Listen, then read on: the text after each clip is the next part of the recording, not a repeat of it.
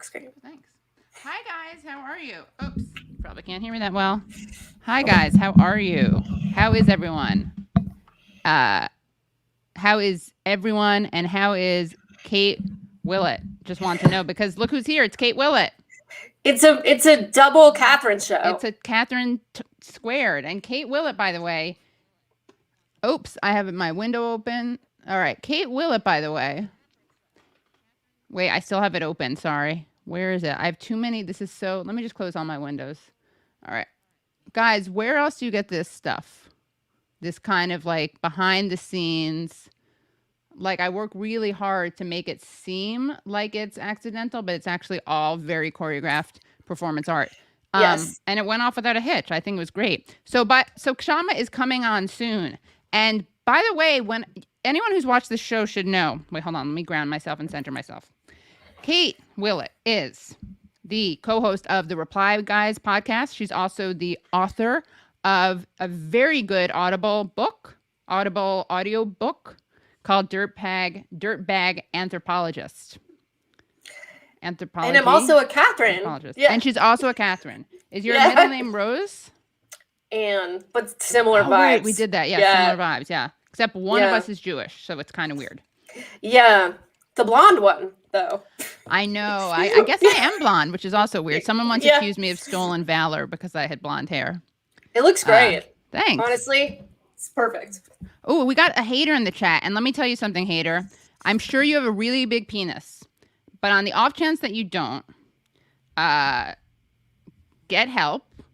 Maybe you're a woman. I shouldn't project that. That's very problematic. But why don't you cough up some money, and I'll actually read your hate mail, and then it'll be a good time.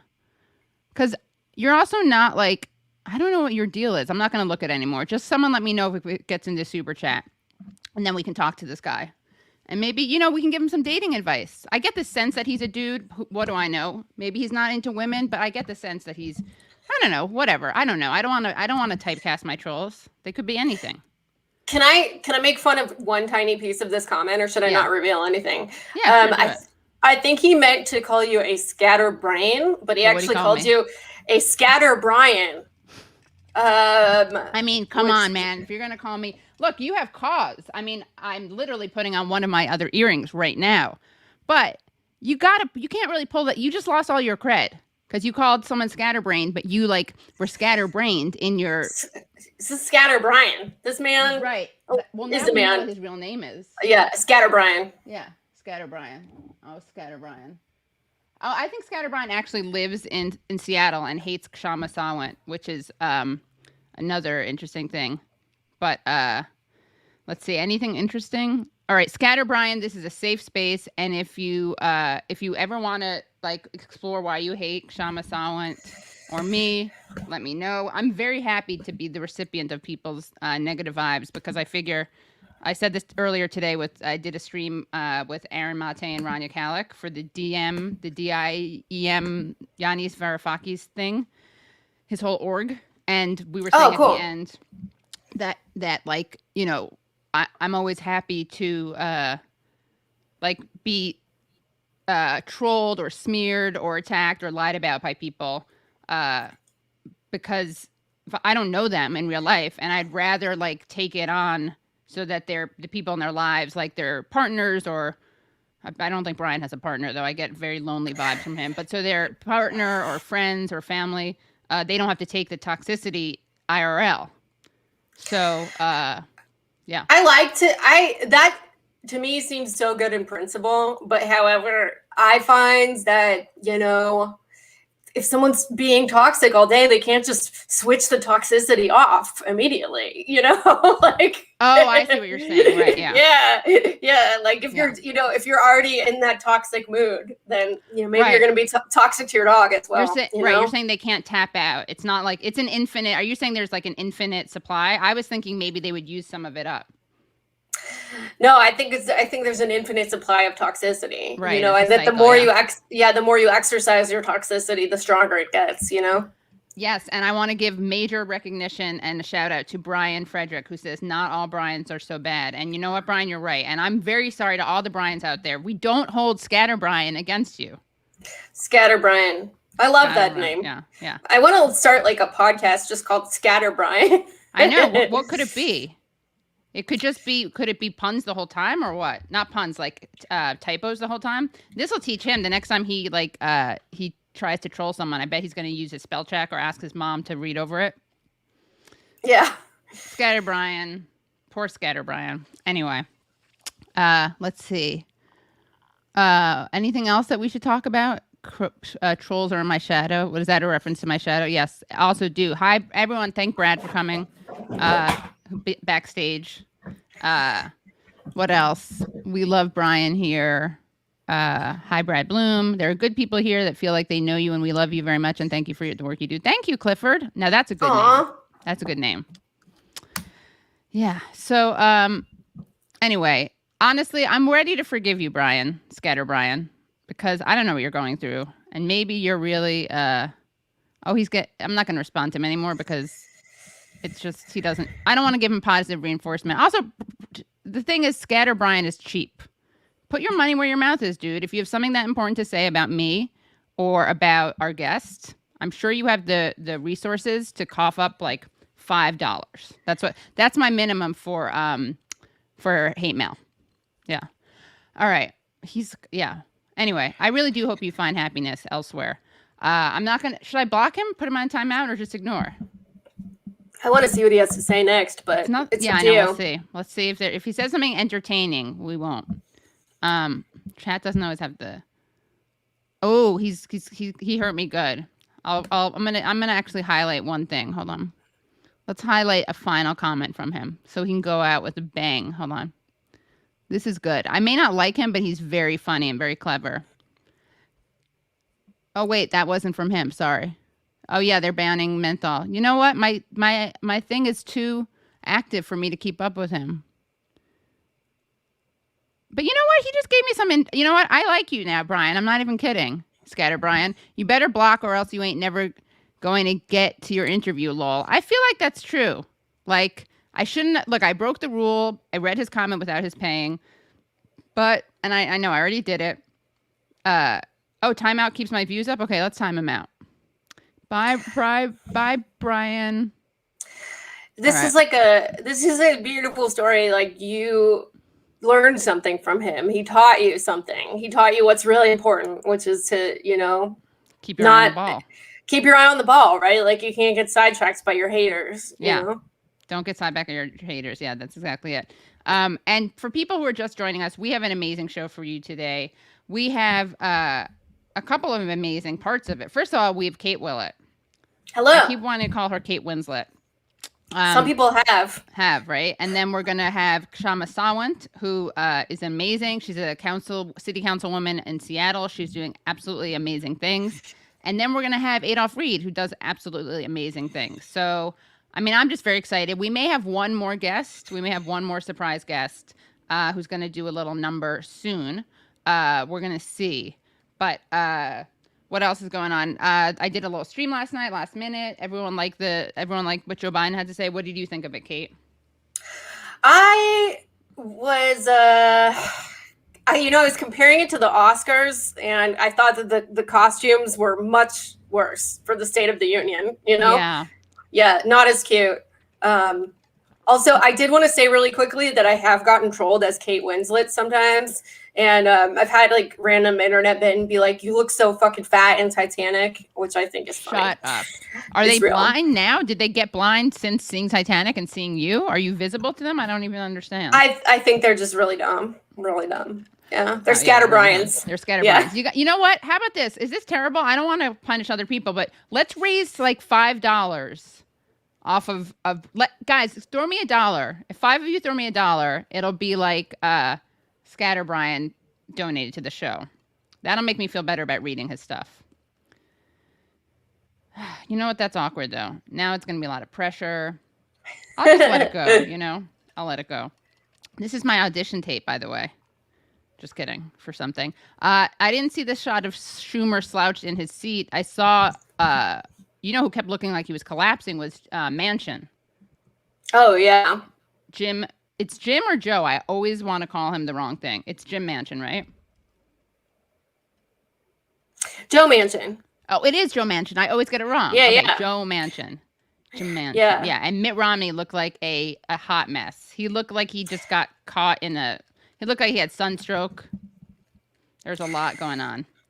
There's always a lot going on with him. Yeah, I thought the Pelosi and Kamala had the like pink and blue duo, which was very, very trad in a way. Yeah. So, Wait, Pelosi. Okay, Kamala was peach and gold, right? And what was Pelosi? oh, was it peach? She's in a blue, like a light blue. Oh, yeah.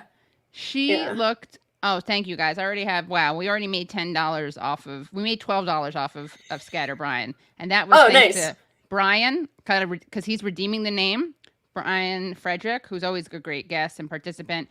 Peter Ionane, who just gave it as an awkward donation, which I really appreciate, and then Anthony really coming through. You're funny and smart, Katie. Love the show. You too, Kate. So you know what? That Scatter Brian, all he did was make us stronger together. Stronger together. You know, we're building back better. We're building back better from before. Yeah. I saw today something. I saw someone retweeted an account called Twitter Together. Was like an official Twitter account that was like, keep your feminism intersectional. Oh my God, yeah. Did Will Maneker tweet it? Yeah, that must have been who it was. Yeah, you know what? I gotta say something that I went to that account because I was so curious about it. And that's how I found out that that this month is, guess what month this is? International April. blank month. Well, in addition to April. Oh, okay. International. I don't think you'll guess. And when you don't guess, I'm going to say it's because you invisibilize them. Mimes, you said? Yeah, I was just thinking of who it was easy to invisibilize because you just close your eyes and they're gone. Oh, yeah. Is it Asian American? I don't know. But I'll tell you whose it is. I tweeted it out, guys. So if you are really follow my tweets, you'd know this already, but I'm going to forgive you. Dalit. International Dalit Month. Dalit, who, formerly known as Untouchables in India. Oh, okay. Really, very, very rich and ignored history. And, yeah. In fact, I'm going to have someone on to talk about that history because it's so interesting. And, it's really just an important thing. So there you go. You learned if my computer blew up right now, it would be fine because we already did such a great show. we already learned where else can you find this out? I bet you no other stream is going to mention, no other stream on this continent. That's probably too much of a stretch. No, I bet you no other stream tonight will mention that it's Dalit Awareness Month. Let me actually get the actual name of it. Dalit Month. Ambedkar, Dalit History Month. That's what it is. Dalit History Month. Okay? Very important. God, it is really. It was inspired by Black History Month. Inspired by Black History Month, a young group of Dalit women started the Dalit History Month in. Guess how recent it is? Guess. How? 6 years? Almost. 8. 2013. Oh, that was close. 2013, yeah. That is really close. I would have thought longer. Sangapali Aruna started Project Dalit History Month for creating a documentation of Dalit, Adivasi, and Bahajan history and culture. Sangapali Aruna and Thenmozi Soundarajan came up with the idea during discussions at Color of Violence conference in Chicago. Wow. And just so people know, Dalits are discriminated because of their caste. I'm reading from Wikipedia, but I think we'll find out if it's true or not later. Because of their caste, despite such discrimination being illegal in India, ignorance and absence of Dalits in Indian history by mainstream authors is discussed during Dalit History Month. Issues faced by Dalits are pondered upon by citizens. All right, cool. I'm glad this is a thing, and we're going to I only have a couple of days. In fact, I think I have 2 days to put together a show during Dalit History Month. A lot of pressure I just created for myself. Yeah. Anyway, Well, that's really fascinating, Katie Halper. Thank you for sharing that. That's me just being a very supportive imaginary guest in my own head. Hold on, let me see if this other person's coming on. If not, I mean, we have an amazing show anyway. But let's see. Hold on, let me make sure this person got it. Whew, what else is new, Kate? Any good dates lately? I haven't been on any dates this week. I don't blame you. You must have PTSD from the guy who said he was by Mayor Pete. Yeah, I do have PTSD from that guy. And PTSD. PTSD, yeah. And then I went out with this one other guy who was like afraid of my cats. He literally feared them. Allergies? It wasn't like an allergy thing. He said he was afraid, and I was like, "Were you ever attacked by a cat when you were little?" And he's like, "No, I'm just really afraid of them." And they're kind of assholes, though. They are, but not to be gendered, but made me feel like he was kind of a pussy, Oh yeah, well, like attracts like. No, that doesn't. Like, he but saw too much of himself in that. Yeah, so that kind of made me want to just like I don't know. I want to like pick him up in your arms and give him some milk. Yeah, exactly. But I want to just kind of wait, I think, until the world sort of opens back up more and just like meet people in the process of having fun, because we're going to be having fun this summer. It's going to be a slutty summer. A slutty summer, yeah. I like the way you say that with a lot of like discipline. Yeah. Like, it's already happened. I'm going to be having fun this summer. Yeah. Yeah, I know. It's like I'm going to down payment on it. It's like, look, I'm going to be hooking up with at least 20 strangers. Yeah. Okay. It's going to take a lot of effort. One day. Yeah. Yeah. It's going to be internet. It's going to be Kate Willett history month. History summer. Yes, exactly. Current events summer. Yeah. Future summer. Present summer. Living in the moment. Yeah. I like so one of your listeners said cat acceptance is maturity. And I agree. Acceptance is maturity. Chasm? Yeah. Look at this. Yeah. Antonio, you keep matching with different kinds of rats. Oh, I get it. Mayor Pete fan. Oh, and that makes a lot of sense. Scared of cat person. Yeah. Jamie did this thing. Are you ever nervous? I mean, I guess I'm being a little bit egomaniacal, but like sometimes I'm worried about like people. What if the person you went on a date with is a big fan of the show? Well, that happened to me once, and I'll tell you like the real kind of quick story of that. Yeah. I went out with this guy, and we dated for like 6 or 7 months. Went out for a long time, and at the beginning, I was like, "Oh my God, we have so much in common. We like all the same stuff." I find out like 5 months into the relationship that he had actually just listened to a lot of Reply Guys and like told me basically everything that I'm interested in back to myself. And it was so creepy. I felt like so betrayed because he didn't like the same stuff as me at all. He had just like secretly listened to my podcast. Very, very creepy. Wait, he met you online? No. So I don't remember how we met. He was my engineer. That's what's weird. No, he hit me up on Twitter, I think. Yeah, he hit me up on Twitter, and it was like I've had people slide in my DMs that were cool or whatever, so it was fine. We just started talking, but he literally just pretended that he didn't know anything about me, but he knew like a lot about me, which was just really strange. That is weird. Yeah. So okay, he slides into your DMs. For all you know, he's just what? Is he lefty? Is he like a Bernie bro? Like, what's going on? Yeah, he was a lefty. This was like during 2019, and he wasn't like a serious committed lefty, but he was like, into voting for Bernie Sanders or whatever. Yeah, right. And I think he was like, he was like, I just moved to town. It would be cool to go out for a drink or something, because I think I had like tweeted that I was like open to meeting new people or something, and so he like said that, I just moved here. Let's go out for a drink sometime. I could, use some friends. And he's very chill about it. So I was, like, we met at a bar close to my house, and he was like, yeah, I love all these things. I love psychedelics, and I love Bernie Sanders, and I love like, this and that, just these podcasts that you like. And it was just like very, but he was very pretending weird. That he coincidentally loved that stuff, and he knew that you liked it because of the podcast. So how did you find out?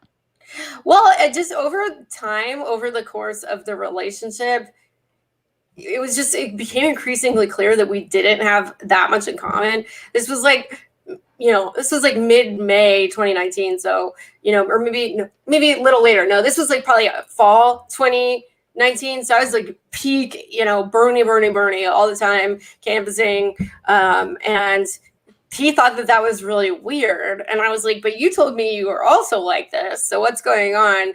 And then there was just like a lot of things like that. Like he thought it was weird that I liked Twitter a lot, which I don't really like it, but I'm on there a lot. And he thought it was weird that I took psychedelics. And there's just all this stuff that I was like, but you said that you also like this stuff.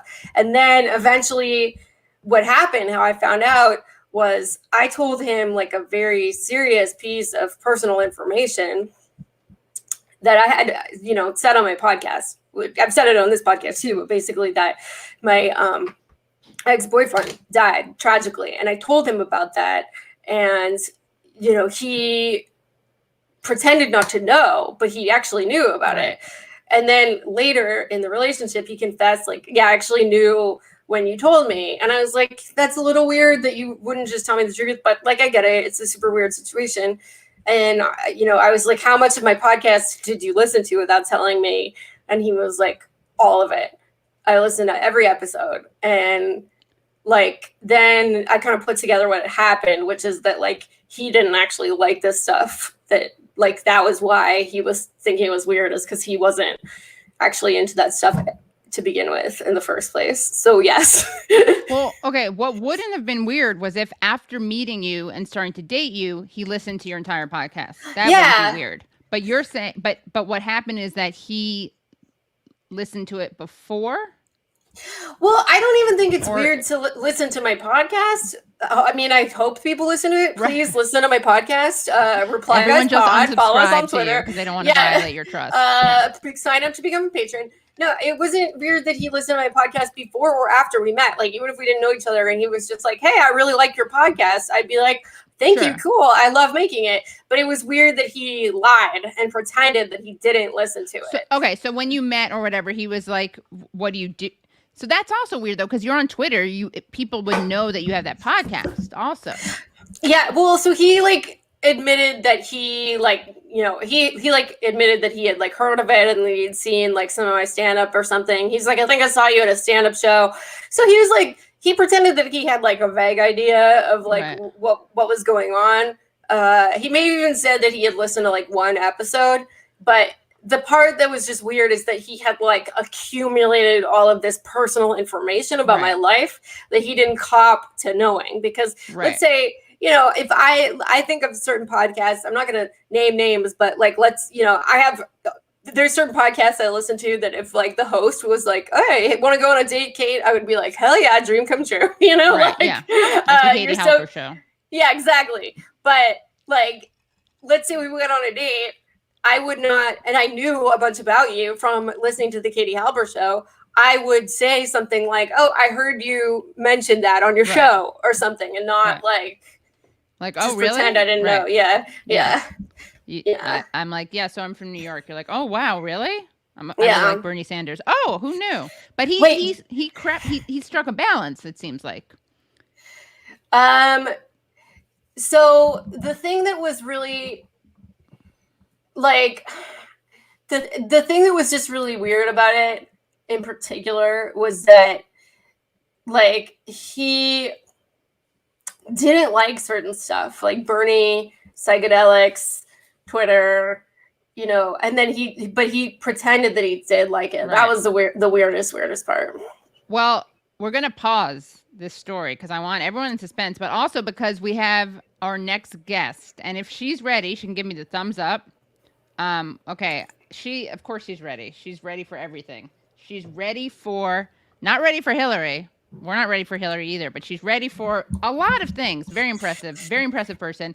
You know her, you love her. She is a city councilwoman from Seattle, and she is a total badass and does more as a city council city council person than a lot of people do as senators or members of Congress. So Shama Sawant, welcome.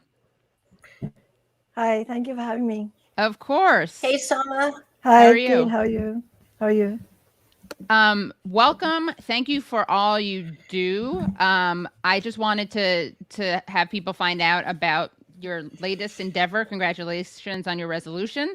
And then we can talk about what's happening in your campaign. But welcome. Tell us about the exciting news that about what just passed. On Monday, the City Council passed by 7-1 the resolution that my office brought in solidarity with the movement globally, in fact, not just citywide or region-wide, but globally, that is demanding that Biden and other powerful countries in the World Trade Organization allow countries like India, South Africa, Brazil, so on, to produce generic versions of the COVID-19, the life-saving vaccine, because at this moment, the status quo is that billions of people across the world are not going to get access to the vaccine for years.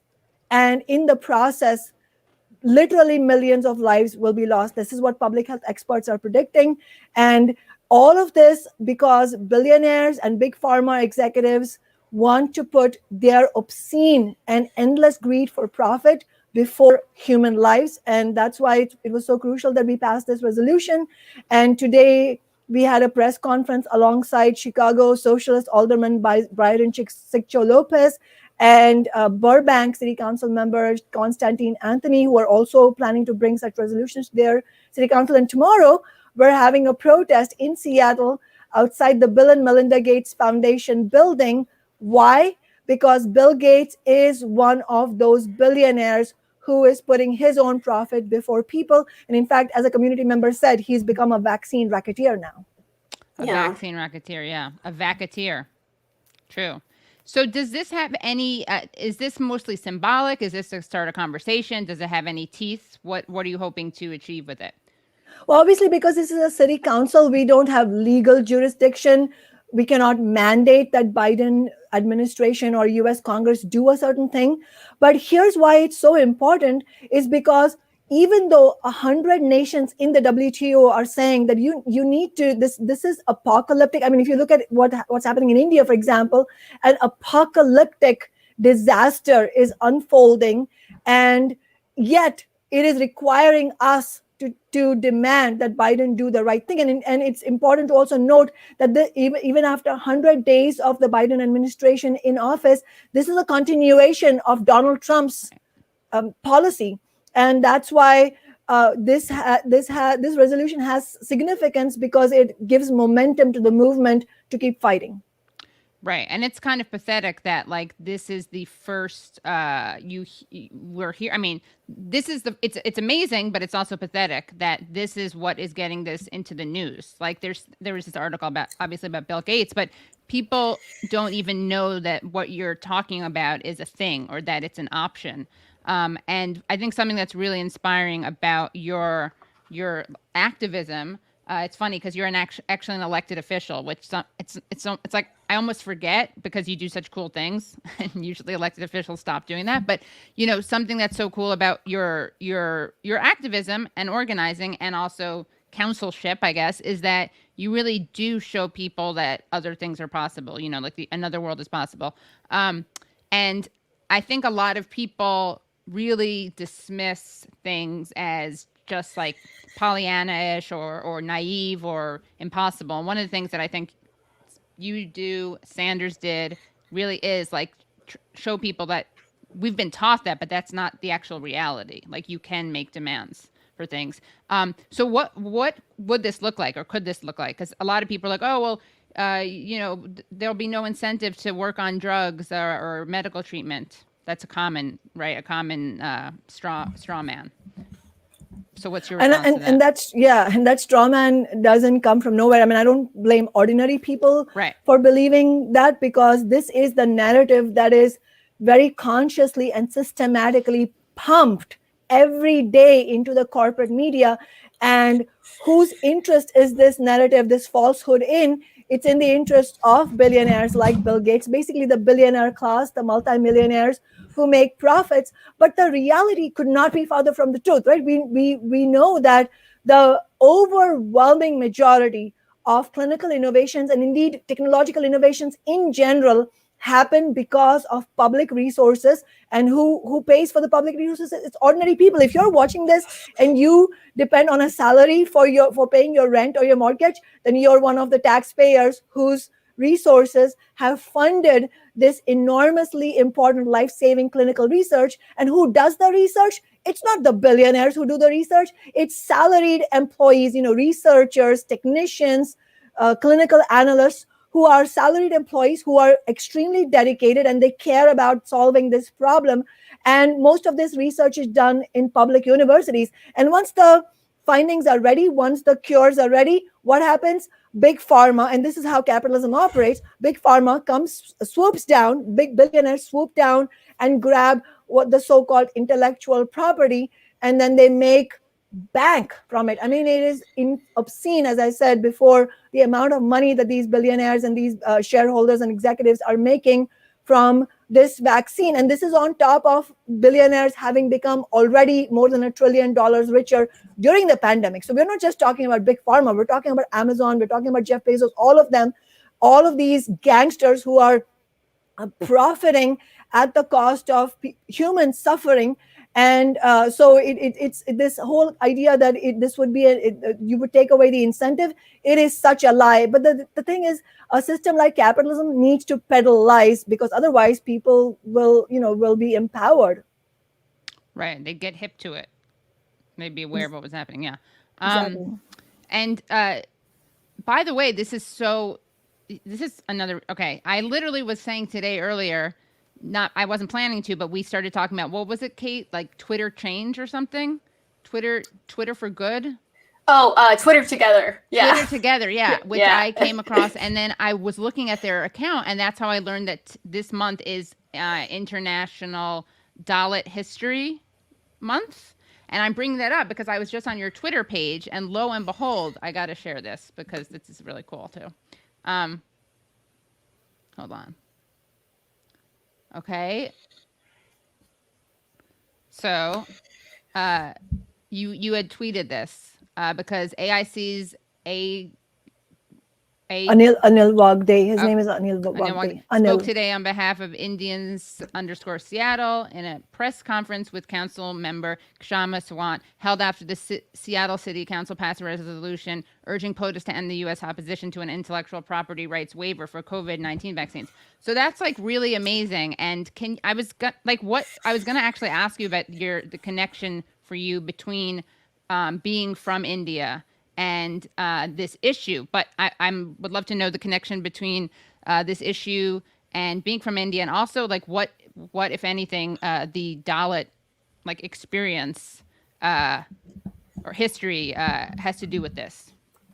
Yeah, absolutely. The organization that tweeted this out, the Ambedkar related organization, it refers to Baba Saheb Ambedkar, who was a prominent thinker and activist and revolutionary fighter during India's freedom struggle in the first half of the 20th century. And Ambedkar himself was from a Dalit family, which is one of the lowest castes, the people who are the most oppressed in India, and that's hundreds of millions of people. And the question of Dalit oppression is so crucial for us, for the left internationally, including in the United States, for various reasons. One is obviously the most immediate things that we see, in fact, even in the tech industry, actually in the United States. In fact, there's a class action lawsuit right now that has been filed in California, in the state of California, where tech workers from Dalit backgrounds are facing discrimination by upper caste Indians in the tech sector. So it's alive and well. Unfortunately, you can see that that evil is brought across the seas, but it's of much more fundamental importance because it's also a revelation of how the global system of capitalism operates. A system like capitalism, where a few people enrich themselves to untold degrees at the expense of billions of people, and the rest of humanity, that system can only survive through very systematic and centuries-long divide and conquer strategy. And one of the ways in which it manifests itself is through oppression based on race, oppression based on caste. And so obviously the Dalit oppression in India is not, it's not like the processes are a carbon copy of what you see in the US or in other countries, but the fundamental process is the same, which is a deeply oppressive system like feudalism, like capitalism, requires such oppressions, and not just oppressions, pre-existing oppressions, but continue to fuel them and reignite them through newly conducted violence. All of that is necessary, and so it's not surprising to us that we see racism and police violence to such a degree in the United States, and again in India you see just systematic violence being targeted at the Dalit community. And that's why I think, for me, as somebody who grew up in India and who's a Marxist in the United States, I think it's always a reminder for me that this is really an international struggle, and ultimately the international working class, the global working class, has to unite for a struggle against the global system of capitalism. And we have more in common with working people across across continents than with other American billionaires who might live a few blocks from here. Right. And of course, it's hard to organize around that, though, right? How do we organize around that when there are different laws? Big issue, like Biden kept, sounded like a major Cold Warrior last night, except against China, a little against Russia, but really almost exclusively against China. But that's a big issue, is like how to deal with people leaving the country, shipping out jobs so that the pay is lower, and then of course that creates a lot of like anti-solidarity because people are divided and conquered and pitted against each other. So what kind of solutions can we be fighting for? I think fundamentally our starting point and the political analysis is of crucial importance. I mean, we're not navel gazers, right? We're activists. We are here to make actual change. We want, as long as we are alive, we want that we want our lives to be used to bring about material shifts in human life and actually fight the climate crisis. But all of that has to be based on a very sound political analysis. And the starting point is exactly what we were talking about a few seconds before, which is that without an internationalist understanding of capitalism, it is simply impossible to actually build those kinds of links. As you were saying, that's a challenge. How do you build those links? And I think we have to base ourselves on an understanding of why we need international working class solidarity. And then the other component of that is, of course, the class aspect, that it has to be on the basis of uniting oppressed people together on a working class basis, understanding. So, lesson number two, first one is, of course, that this is international. Lesson number two is you don't build solidarity with the bosses, with the billionaires, or any of the institutions or individuals who represent their interests, which is why, Socialist Alternative and I are, we're strongly arguing that we cannot build movements and really build for change inside the Democratic Party. Working people need a party of our own.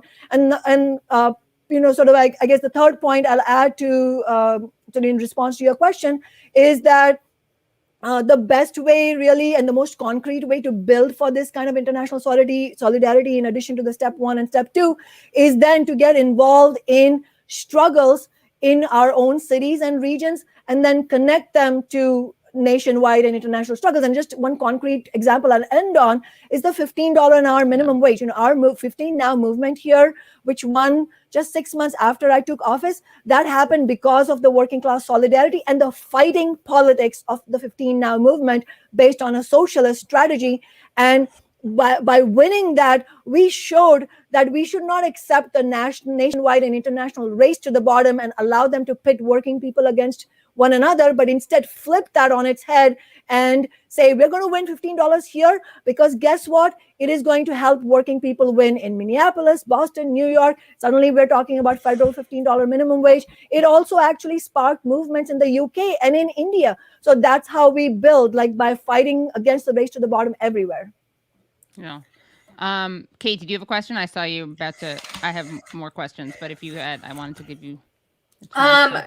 Well, this is back to something a couple minutes ago, but from what I understand, it's not just an issue of IP with the vaccines. Like, isn't the Biden administration, aren't they trying to actively prevent the export of the materials needed to make the vaccines. In some cases, prevent India from even, like, they already have the materials there and they're not allowed to use it for their own population. It's all of it. So the last thing that you said, Paige, that even if you have materials, you're not allowed to do it. And that's because of the patents. It's like saying you can't use this formula. You can't have access to the formula because you need the recipe, so to say, to make the vaccine. And without these removing these patent restrictions, which is what this resolution was all about, you can't do that. But you're also right about the other thing that you said, that in the sense that we need these patent restrictions to be removed immediately, but that's a necessary first step. By itself is not going to do it. We also need raw materials to be able to produce it. And in fact, this latest announcement by Biden, where he finally relented and is allowing India to have some materials, 2 points to be noted about that. One, it took an international struggle and an outcry from activists to make that happen. It wasn't like Biden woke up and said, I'm going to do the right thing. No, it took a lot of international pressure to make that happen. And furthermore, you can see from a lot of experts that there is a discussion really about what is it that they even allow to be exported? Is it even the main materials that are needed? So in other words, there is so much of detail in all of this, all of these issues, that it's not even clear to me at this point that they have actually released the materials that need to be released, the most important ones. So in other words, what we need is both the intellectual property restrictions to be removed and for all the materials that are needed for the most widely tested vaccines, for those vaccines to have generic versions to be produced so that billions of people can get vaccinated and in the process save millions of lives. So all of that is needed. And can you talk about the recall campaign? Yes. So not surprisingly, because our office has been unwaveringly fighting for and alongside working class movements, we have actually, as you said, Katie, earlier, we are not a typical politician. We use our office to build movements and we win victories. We have such an unparalleled track record at this point. So it's no surprise that big business and the right wing and indeed the Democratic Party establishment itself is so done with us. They want us out of here. And so there is a recall campaign directed against us. In fact, this recall campaign was launched literally just months after we won our second re-election campaign in 2019. And in that campaign itself, as many of your viewers might know, Amazon and the Chamber of Commerce went all out to try and defeat us. And in fact, in the primary election, 2 of the Latina so-called progressive council members, Democrats themselves, ran a candidate against us with this whole false narrative, the civility politics narrative, saying, oh, I agree with Sawant's policies. I just don't think she knows how to build relationships. Right. And I think that is not an empty accusation. What it reflects is the fact that big business and their political representatives, they do want relationships. They want politicians to bend, elected representatives to bend to their agenda. And when you don't bend to their agenda, then you are described as not being civil, not having good relationships. Yeah. So it should be a badge of honor that they are using these accusations, because what they're really saying, the subtext is that they are fearful of the movements we build and they don't want to deal with it anymore. They couldn't defeat us in an election, so now they're using underhanded tactics. And just one other thing is, everybody who is watching should know that the Washington State recall law itself is set up to go after working class representatives, because the law itself does not require that the charges that are made against me even be true. The truth does not have to be proven. It's not like I get to go to court and defend myself. The charges just have to be stated properly or something like that. I mean, it's set up to go after working class representatives. Yeah. And are you getting a lot of support? What can people do? Is this the right link, by the way? I put in the KshamaSolidarity.org. Yes, Yes. That's exactly right. What can people do? And what's besides spreading the word, what is it that you need from people? Well, certainly spreading the word is really crucial, because a lot of what you're saying is already indicating this is an attack not against an individual or even one socialist council office. This is intended to have a chilling effect on social movements and the labor movement as a whole, and on the socialist movement, obviously. And if they succeed in recalling our office, then they will absolutely be more emboldened to go after movement. So we all on the left, progressives, we actually have a stake in fighting against this recall and winning against this recall.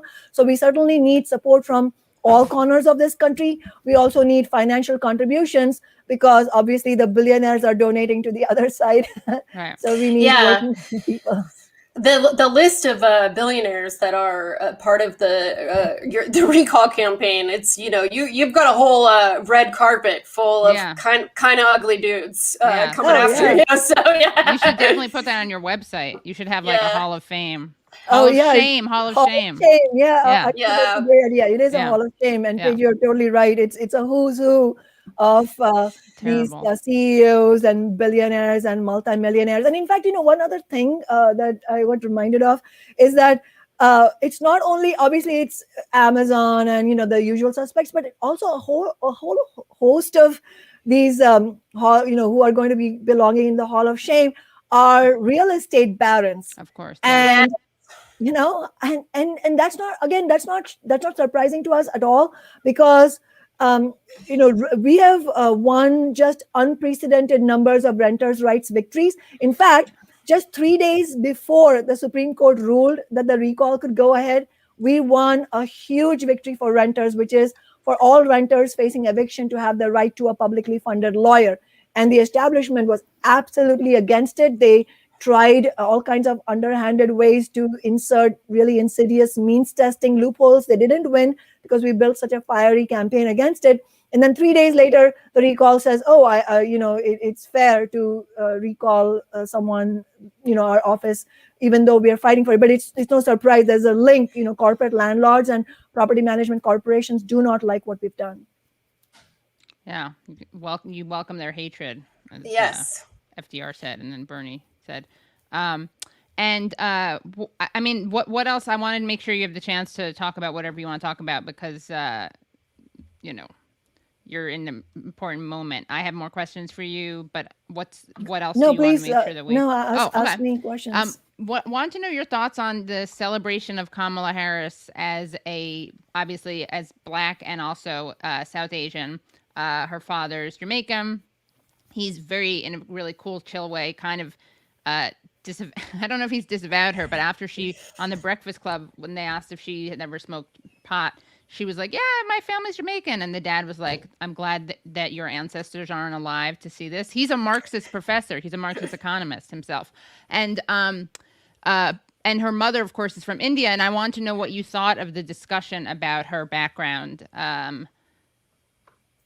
I think that it's a good example of how somebody's personal identity cannot be a guarantee, and is not indeed a guarantee that they will actually stand for the interests of the vast majority of the community that is represented by their identity. In other words, if you look at the Biden administration as a whole, and obviously Kamala Harris is very prominent because she's the vice president, but if you look at his whole cabinet, there are so many individuals who are people of color. But just to name one of them, Cedric Richmond, his so-called liaison on climate fossil fuel issues.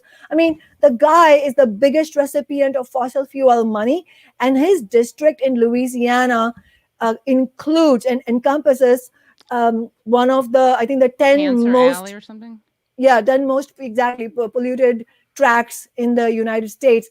This is absolutely scandalous. So because Cedric Richmond is Black, does he represent the interests of the vast majority of Black and people of color communities who are on the front lines of the ravages of the climate crisis? Not to mention the specific Black communities who were destroyed in Hurricane Katrina? Absolutely not. So in the same sense, Kamala Harris might be half Black American, but wasn't she the one who boasted about being the top cop?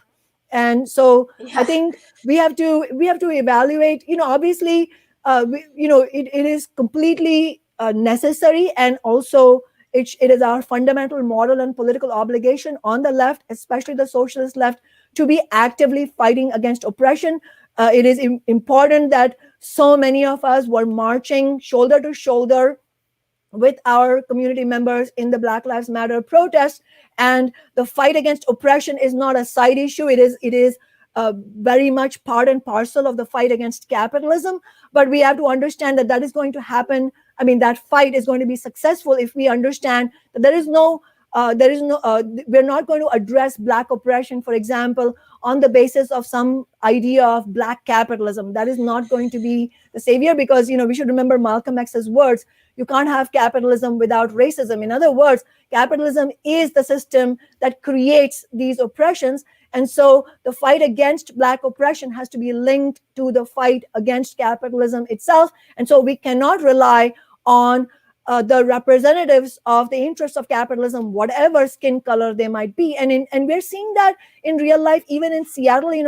Like if you go from Congress to Seattle, the Seattle City Council is majority women of color and super majority women. And yet even today, where is the fight? The fight is with my office and the working class movement fighting to win the Amazon tax, fighting to defund the police, fighting to get renters, public funding for attorneys when they're facing eviction, fighting for all of these things. And so ultimately, the identity is not the guarantee. Which side are they on in terms of the class lines? That matters. Right. Yeah, I mean, representation is important, but it's necessary but insufficient. And as we can see frequently, it's actually like can be used as a distraction. This, I want to just show this tweet, which was amazing. Speaking of Cedric Richmond. So when Cedric Richmond was named, Sunrise Movement rightfully expressed disappointment, right? Because they wanted like a zero fossil fuel, zero corporate, zero Wall Street, zero corrupt, whatever pledge, which they obviously didn't get. And so they released a statement, and Jonathan Martin had the gall. He's a reporter at the New York Times.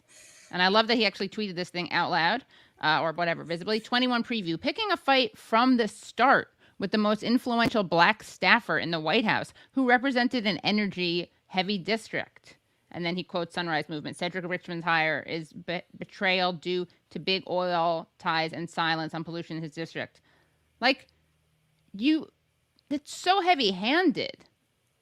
Like, be a little bit more subtle. You're basically just saying this person is Black and influential. Why are you complaining about him? Also, he lives in an energy-heavy district. And it reminds me a bit of the whole, like, that trope of it's easy to be progressive when you're a straight white man that we saw a lot in like 2016, and wanted to know your thoughts on that. What you just said about, it's easy to be progressive if you're a white man. I mean, such attacks were leveled at Bernie Sanders. And if you look at who some of his big support bases were, it was young women, it was Black community members, it was people who understood that really this system is not working for them and that they need this kind of program, like, for example, the things that Bernie was talking about, taxing Wall Street to make universities free and to have Medicare for all, to actually, to cancel student debt. So if you look at all these policies, the $15 an hour minimum wage, I mean, the Democrats have completely sold out on the federal $15 minimum wage. Well, who do we think are going to be the most benefited by the $15 minimum wage? It is communities of color, It is women, it is our immigrant workers. And so when they say that, you cannot criticize somebody who is a person of color, but that we are also the people who are not going to let you win 15, well, whose interests are they upholding? They're not upholding the interests of Black community members. They're upholding the interests of Wall Street. Let's be clear. Yeah. And any final thoughts that you have? I know you're super busy. I got to have another chat with you once. Like I want to do it. I'm so curious about like your life and your story. We'll have to do that another time, pre-taped. But anything else? Someone asked about your thoughts on the PRO Act. What did you think about Biden's speech yesterday? It's great to know that he nominally supports $15 an hour, but I guess he had to step aside because that parliamentarian. The parliamentarian that nobody had heard about. Yeah, I and know. Then suddenly that was the most important piece of the puzzle. Yeah, I mean, look, I think we one last thing I'll say, and obviously I'll be delighted to be back on your show whenever you want me back. But the thing is, it's crucial to understand that people are understandably, myself included, absolutely relieved that the Trump administration has ended, and it was important that voters in America delivered that strong repudiation of his reactionary policies.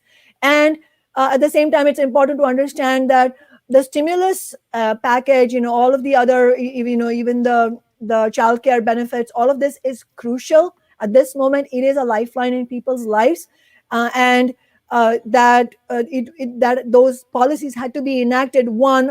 Because Biden and the Democrats face the pressure of being different than Donald Trump, and also because they want to save their own system that is in deep crisis. I mean, unprecedented crisis. So it's important that they did it, but also we have to understand why they did it. It was not out of beneficence, but it's because they're being forced to. And so we can see that is why they're doing only what's necessary and nothing more than that. So you think that the Democratic establishment is going to easily pass $15 an hour? No. Are they going to do Medicare for all? Hell no. Not without a fight. And so, ultimately, we have to build mass movements, and the labor movement has to be a crucial component of it. And then not to mention the two crises that are staring us in the face. One is immediately going to hit people now as the eviction moratoriums start coming to a close, is the tsunami of evictions that is going to go up. I mean, the statistics are stunning. As soon as there's even a bit of news of economic recovery, corporate landlords and all the big real estate guns, they are just chomping at the bit. Already rent increases are back, the increases themselves are back to stratospheric levels. And then the other issue that we should talk about in more detail sometime later is the issue of climate change. Yeah. I mean, the climate crisis is I mean, it's just to give you one statistic. During the pandemic year, when energy use had plummeted because people were not flying, people were stay at home, we saw during this pandemic year, 60 of the largest global banks underwrite nearly $4 trillion worth of new fossil fuel projects. These are new $4 trillion. So not only, it's not as if, it's bad news, we are not fast enough on track to change. No, the bad news is that we are going the other way. The planet is going off the cliff. And this is not hyperbole. This is not exaggeration. This is real. And so the question of building, urgently building independent mass movements, meaning mass movements independent of the establishment and big business, that is so real. And I would love for us to go more into that. Yeah, definitely. We'll have to have you back. Someone asked if you ever plan to run for state legislature, and then final question is, you are now a dual citizen, I believe, of Socialist Alternative and DSA. So how is that? Sorry, what was that? How is that? Or what is? Oh, you're a dual citizen of those two, right? So yes. What's it like? Is it disorienting? Do you feel like the same person? Yeah, I do. And then someone asked if you're going to run for state legislature. What we do in the future obviously depends on what we feel is in the best interest of building the larger movement. And so that's why I don't have, whoever's asking, I don't have a yes or no answer, in the sense that it's not my personal decision. Even running for city council was not my personal decision. Socialist Alternative as a whole, we are a democratic organization where our members discuss, debate, and vote on every crucial decision for our organization, including should we run a campaign, what the campaign platform should be, who the candidate should be.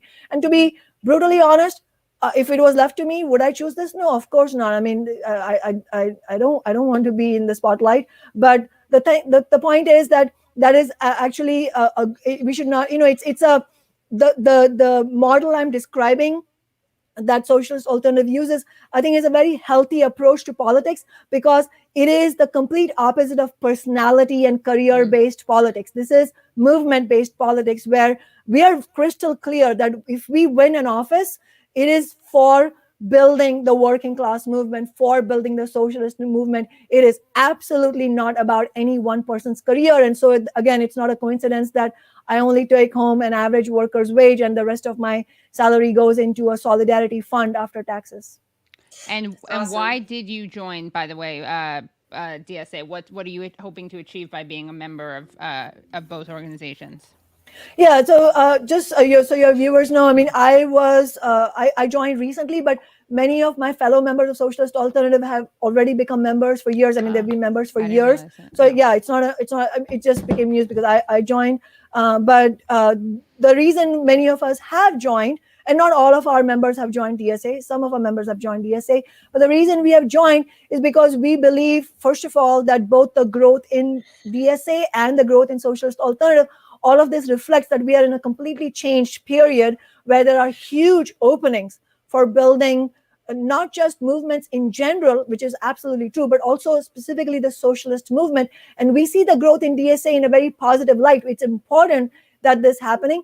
But we also feel that Socialist Alternative has a role to play in the debates that are to come. And we have to have serious discussions. What should be the program for the socialist movement on climate, addressing the climate crisis?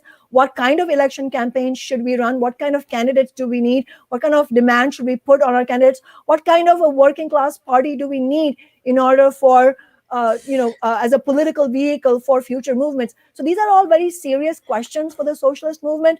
And we believe Socialist Alternative has many valuable contributions to make and also learn from. We want to engage in that debate.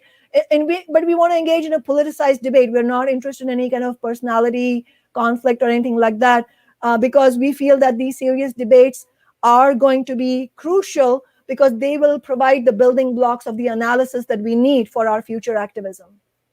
Awesome. Great. That's awesome. Well, thank you so much. Definitely come back. Love to have you on again. You're always so great to talk to, and you inspire everyone. So, well, all the good people. You inspire everyone. You inspire haters who suck, are going to be in the Hall of Shame, and then you inspire the good people. Yeah. Thank you so much. Thank you, Paige, Katie. Really appreciate it, and look forward to it. Great. Bye. Nice to talk to you again, Shama. Likewise. Thank you. That was great, right, guys? That was so fun. So great. She's awesome. I feel like I have to cut myself off because I would just keep talking to her and asking her questions. But I know she's got a city to help run, to counsel. She's also got a recall election to fight. But yeah, she's awesome. So guys, we still have a couple. I mean, the show isn't even over. Oh, Kate, what time do you have to leave by? I gotta head out to my show in just a minute here. Okay. Well, I'm going to swap you in for another awesome person. Then we have Adolph Reed, but we got a surprise guest. When she's ready, she can give me the thumbs up. But some of you may have heard me kvetch about how annoying the Kamala Harris statement is about Guatemala. I'm looking for that clip. Actually, okay, I think someone gave it to me. Oh, yeah, here it is. I think that person. Okay, great. I found it. Thank you. Shout out to Dave in Ohio. Oh, Davello. Okay, great. So now I have the video. Okay, Kati is here. So do you want to sign off, Kate? Do you want to stay for 5? All right. Whichever. Okay. I'm going to take off. It's so good to see you. Yeah, you take too. care. Bye. All right, bye. Okay, Kati, you ready? Okay. Bringing back into the chat, Karina. Kati in Brooklyn. That's how she goes. Hi, how are you? I'm okay. I was thinking of the chair of Homeland Security, Alejandro Mayorkas, which they made a big fuss about, like representation, right? And, like people of color and like diversity, blah blah blah. When I was geeking out with her. I love her. I know. Yeah, you guys have to come on and be on at the same time. Yeah, yes. Mayorkas is a white Cuban, and you know what else he is? Just like Ted Cruz. What else? Jewish. Oh, you see, I don't know. I don't know many Latino Jew. Yeah, Jew-tinos. There are, but I think I can't remember when his family went there to Cuba, but yeah. I think it was like the 1960s. Was it? Yeah, I guess. Yeah. That he came from. Mayorkas, and he got in trouble for something like hooking up some family members with visas or something. There was a big to do about it. Anyway, I don't know if you remember that. But why not? Cool last name though. So Karina Moreno is a professor at Hunter. She's in the Urban Policy and Planning Department, and she is an expert in securitization. or how immigration governance is increasingly framed as a national security threat since September 11th. You're the only one that remembers. You're the only one that like knows my area. Yeah, we'll always have securitization. So was so excited to have you drop some knowledge, speak truth to power about this really interesting insight that Kamala Harris had. And I'm just going to play the clip. This is her talking about the quote unquote border crisis. So I thought we could play the clip and then you could respond to it. Okay, let's just do this. She's so funny. Okay, one second. Kamala? Kamala, yeah. I was just going to say Kami. I love Kami. Like top cop. Yes. Yeah. She is top cop. I know. She is, yeah. Yep. Well, I'll shut up. Okay. No. There are also long-standing issues that are often called the root causes of immigration.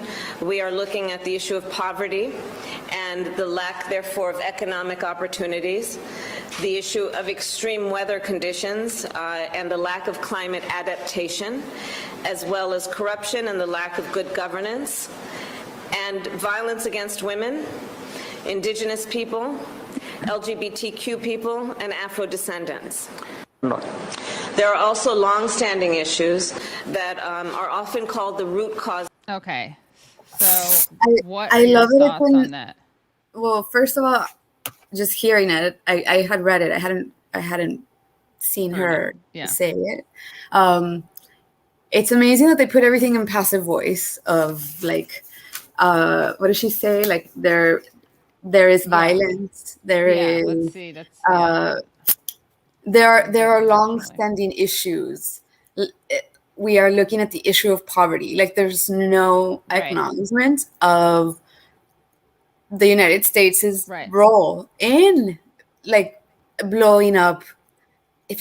Okay, so then this definitely says to me that they're not serious. That can I just read it back to you because you mentioned it? So there are also longstanding issues that are often called the root causes of immigration. We are looking at the issue of poverty and the lack, therefore, of economic opportunities, the issue of extreme weather conditions and the lack of climate adaptation, as well as corruption and the lack of good governance and violence against women, indigenous people, LGBTQ people, and Afro-descendants. Yes. So it's all these things that just exist. They're just there, and we're just looking at them. And also, there's never been a conversation about climate change until now. Like it's good to think about. This is something that's coming up. We're gonna have migrant flows based on weather alone and based on climate. But that's a new thing. This was not back in the day when the CIA was messing with Central America. Right. Yeah.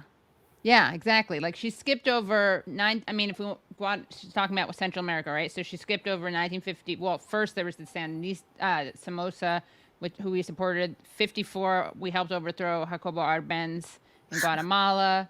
Bill Clinton had to apologize for his role, for the U.S. role in the genocide of Mayan people in Guatemala.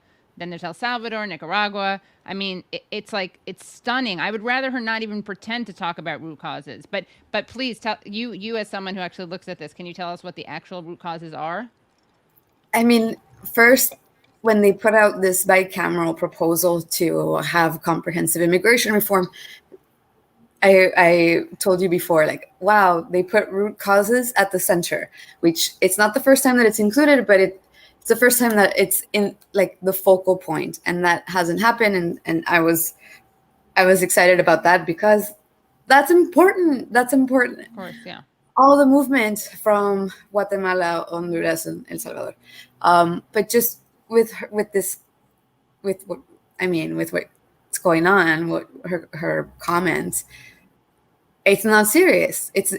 They don't mean it, because you wouldn't talk about root causes without mentioning like U.S. trade and foreign interventions that supported undemocratic processes to like just appoint, like to prop up leadership that they want, that is in the US, that has like the US best commercial interest at heart. And I mean, at least start there. At least start with, it's not even, we don't have to go back to the 50s. We can just go into the 80s. Yes, we in the 80s we have in all three countries, and they all use violence. They all are against like democracy. Right. Yeah, a lot of torture, innovation. Yes. Yeah. I mean, look, guys, you could just watch 21 Jump Street. They had a really good episode on this. Really good. Doug Pinhole dated a woman from, I don't remember if it was El Salvador or Nicaragua, but one of those countries. And it was actually really, really good. It was like, it told the story about that. And there was like a liberation theology, priest. Anyway, but yeah, if only Kamala Harris had seen the that episode of 21 Jump Street. She could have been spared. But it's so gross because, again, it's like I'd rather stop using these terms like as if you care at all about them. Don't even pretend to care about that stuff. Because how can you talk about root causes and then it's also super racist, the corruption and the this whole thing about mismanagement. Which has to do with, again, all the US foreign interventions that happened in these countries. And I mean, out of what? One, like to protect business interests in the US, it's the banana wars, and two, I mean, it has like something to do with like the fear of communism. Still. So yes, I'd rather she shut up than not take these things seriously, because I was hopeful for 1 minute when I had read this proposal. Yeah, it's literally, I mean, it's all root causes that let us not talk about the role of the United States. Right. And multinational corporations. And just like, I mean, violence against like LGBTQ people. Oh my God. Yeah. Because that is real and you're... Well, I know this is what really kills me is that like that's real. And one of the biggest places it's real and has really grown is in Honduras. And if anyone cares about that, as people may or may not know, Hillary Clinton chose to not call that a coup when it was definitely a coup. And it was a coup, definitely. They took the president in his pajamas and put him on a helicopter. Okay, that's like coup, but that's not like peaceful transition of power, right? It was a coup. No. Obama kind of called it a coup. Then they stopped calling it a coup. Then Hillary Clinton lied about why you can't call it a coup. She made up these reasons why you can't. And now that is like a right-wing reactionary, like bloody government came into power. Berta Cáceres, who is this indigenous rights environmental organizer, was killed. And all these trans people were killed and LGBTQ people were killed and femicide went up. I mean, it's just disgusting. And same thing, about, I mean, with NAFTA and all these agreements, people don't even know this part that it had that had to do with like the femicide in Juarez, which people don't even put together with that. I mean, the number of people that have been killed in the three countries, right, and Mexico, that have to do with trade unions, teachers, students, like journalism advocates, they've been just killed and disappeared during the last, I mean, even if we just look at the last 35 years, it's a lot of violence backed as whatever they want to call it. Yeah. And it's all, I mean, I was like really angry about her comments, and for some reason, especially about the corruption thing. It's like such a, I mean, look, there's a corruption everywhere, but it is such it's kind of an old school trope about the corrupt mismanagement in Latin America, caudillos and everything, I know, like that's real. They're super, like these countries are super corrupt. And I'm from Mexico. No, but it's also like a stereo. I mean, it's a way for us to not take responsibility. Right. Also, yeah. Right. I mean, all this corruption grew with aid and with NAFTA. Yeah. So Right. you have the growth actually of like corruption and drug cartels and this violence over territories and migration flows as well, because they are escaping, like being killed. They're Right. fleeing violence. Yeah. And I didn't know this until very recently that Bill Clinton had passed that operation. Was it like deterrence by force or something? Deterrence by, like, it was so disgusting. I didn't realize it was on. I kind of knew this, but like that it was his policy, which made the border. Hold on, let's see, and then because he was really.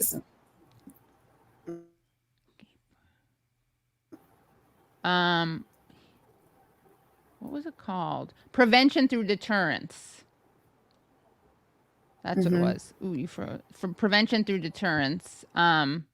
Which was the same. What'd you say? It's been the same. Yeah. It's been the same sort of jargon. It's the same jargon. It's the same conversation. They throw out the same. It's just like recycling ideas that is passive, that it talks about abstract concepts and abstract people, but yeah, books a lot of fixation on the U.S.-Mexico border itself. Like it was a prop. It was a political manipulation. Yeah, and that changed with September 11th. Like that changed, and there's still a fixation. It's just like we've added on more fear of others through other means. More enemies. Through other means. Like now you have a lot of technology. You have like militarized Border Patrol and Department of Homeland Security and a whole bunch of resources that they have access to. Yeah. This is interesting because I'm reading an article at The Guardian, because I think what a lot of what we see is that we'll see like photos that are allegedly of immigration under Trump, but they are actually under the Obama administration, right? And so like this story at The Guardian, which is old, but it could be, from Trump time, but it's a story about the death of 2 Guatemalan child migrants in U.S. custody highlights the perilousness of a journey that is no accident. And I'm trying to figure out when this was written, but what I can say is that in this article, it says, in the 1990s, then President Bill Clinton introduced prevention through deterrence, a border security policy which closed off established migrant routes. This forced migrants like Jacqueline and her father through more remote and trying terrain. Jacqueline and Felipe would probably not have died had it not been for the extreme conditions that prevention through deterrence forces migrants to withstand. Right. So it's like a whack-a-mole game. There's like some entryway about, and so what they do is like set up a bajillion things in that site, and all the like we're adaptive. Like just right. What ends up happening is like, okay, so a different site pops up because that one's no longer safe, and it's a really, really, it's the most dangerous border. It's not easy. It's not easy, and it's not like I'm laughing, but I do this thing because I get nervous, and I've met people who have risked their lives because they were deported, and they wanted to reunite with their families, which is a lot of what the people who mainly use this course. It's because they've already been deported, so they can't. There's no other way. And what else was I going to say? Oh, well, you see also the U.S. responds with more escalation. And with each response, it just grows the black market. Like it just grows how many people resort to polleros, or they're different polleros. What's the other one? Like which is anyway, smugglers? just yes. Yeah. And so that not just like the price goes up, right, which is passed on to the person, but there's an increase in risk. In amount of see. Kari, can you record yourself on your phone or your laptop, because it's a glitchy connection. I know it's last minute, or maybe refresh your internet. I just want to make sure we get as much of you as possible. Let's see. I like your shirt, by the way. I like her shirt. What else? Yeah, it's really, I mean, this is just upsetting. I have to do a video where I show like images of the things. Here are the root causes that Kamala forgot to mention, like mass graves of skeletons. I think I mentioned this last night. I'm just really angry about it, because it's just so gross. And yeah, just like don't stop pretending to be woke. Just don't talk about root causes. Hey. Yeah. Okay. Clear your cache. They're saying, Kari. Be that. Where do you do that? Anyway. I love that everyone knows. You can just be like. I know. This is a communal show, yeah. Yeah.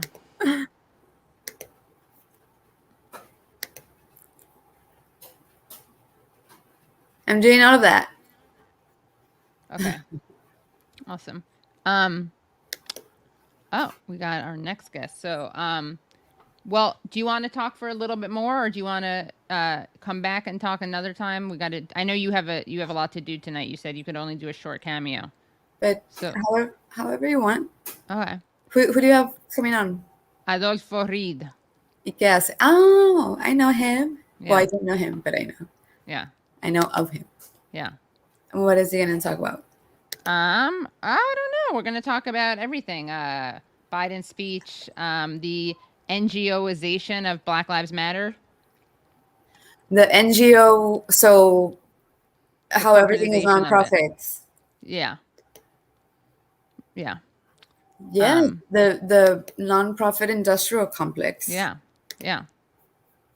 So, yeah, if you want to stay for a little, do that. Or if you have to prep for whatever you have to prep for. You see how formal this show is? I know. Just déjame saber. Okay. Yeah. Thanks for letting me know. I'm always a fan, and I'm always around. Okay, great. I'll be listening to you doing some work. Okay, great. Bye, Okay. Kari. Gracias. Bye. Okay, bye. Hi, Professor Reed. How are you? Good. How are you? Good, thanks. Look, we match. Well, we do, don't we? Cool. Yeah. Yeah. Yeah, I was just thinking, the last time I was on with you, I had my sole experience of being a Twitter target for about 24 hours. Oh yeah, you got in trouble, right? What? Yeah. I mean, you often do, but I guess it was like a very quick It was turnover. fucking ridiculous. I mean, the whole thing was, but Yeah. because I'm not on Twitter, so I don't usually. So I've never been part of this thing in my life, but just reading the comments. Right. So fucking stupid. I think they were mad at you because you said something about Angela Nagel. And just in passing too. Yeah. All I said was, right, and what's his name? Crying. Oh, Julius Klein. Right. Yeah. And if he got his ass on his shoulders and was, I think they were trying to pretend you were an anti-Semite. That's what it was, because, which was ridiculous, because the whole point is, which I found very funny. So you can use me as your Jewish shield, but you were saying how you thought Julius Klein, that's his name, Julius Klein, right? From some right-wing thing. You thought he was like an older Jewish, like neocon, but he turned out to be younger, Germanic. Right. Like exactly. Montanan or something. Yeah. Right. Exactly. Yeah. Well, but anyway, How was Sawant? Good. She was great. Yeah. She was really great. Yeah, good. I had to do a class for a friend of mine at Fordham, and like that went on for an hour and a half. So I Oh, knew, okay. Well, thank you for making time for this. Oh yeah, sure. We should have you on another time because you would have a really cool debate, I think, about like Black Lives Matter, what is to be done, so to speak, about police. Oh, yeah. And everyone here probably already knows, but I'll give your official bio. Adolph Reed is one second, let me just make sure that my thing is paused. Professor Emeritus at the University of Pennsylvania, political scientist, editor of Non-Site, and he is the author of several books and articles. I'll just name some of the books. Class Notes, Posing as Politics and Other Thoughts on the American Scene, W.B. Du Bois and American Political Thought, Fabianism and the Color Line, The Jesse Jackson Phenomenon, The Crisis of Purpose in Afro-American Politics, and Stirrings in the Jug, Black Politics in the Post-Segregation Era. Cool. And so, welcome again. And yeah, what did you watch? Did you see Biden's speech last night? Did you spare yourself because it was really painful and boring anyway? Yeah, and I spared myself. Yeah. And I also spared myself the commentary. Yeah. So I don't even know. I mean, you didn't miss anything. Yeah, I didn't think I did. I mean, when Jimmy Carter went up to Camp David, midway through his term, and he came back down showing Christopher Lash's The Culture of Narcissism, and gave us a speech about how we need to lower our expectations and figure out how to do more with less.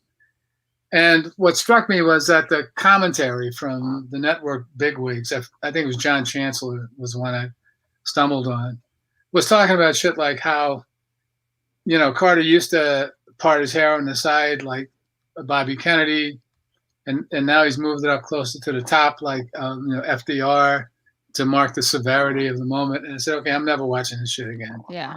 Right. Total waste of time. Yeah. Yeah. So. I'm trying to think of any of the funny moments. Oh, the best part was the response from Tim Scott.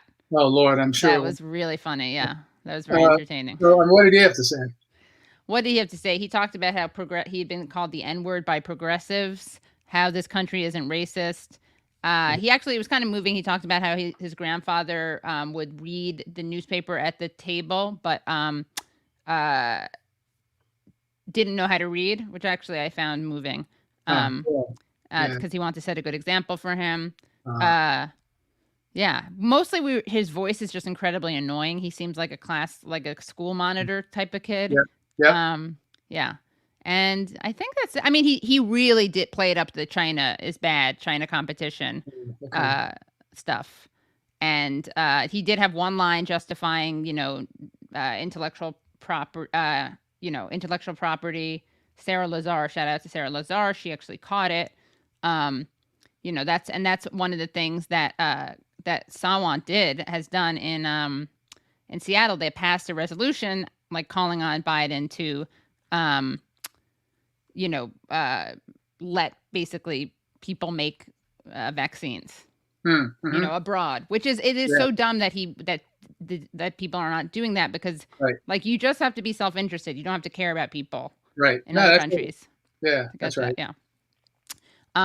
But yeah, what are your thoughts on Biden's first 100 days? And what are your thoughts on, we had the Chauvin verdict, also like more crimes and more police murders that are coming to the surface.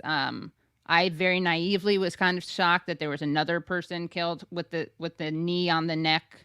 I thought that I guess there is no accountability. I don't know. You tell me your thoughts. I was struck by that too. I mean, but I guess this one had a knee on the back, I think, right? Yeah.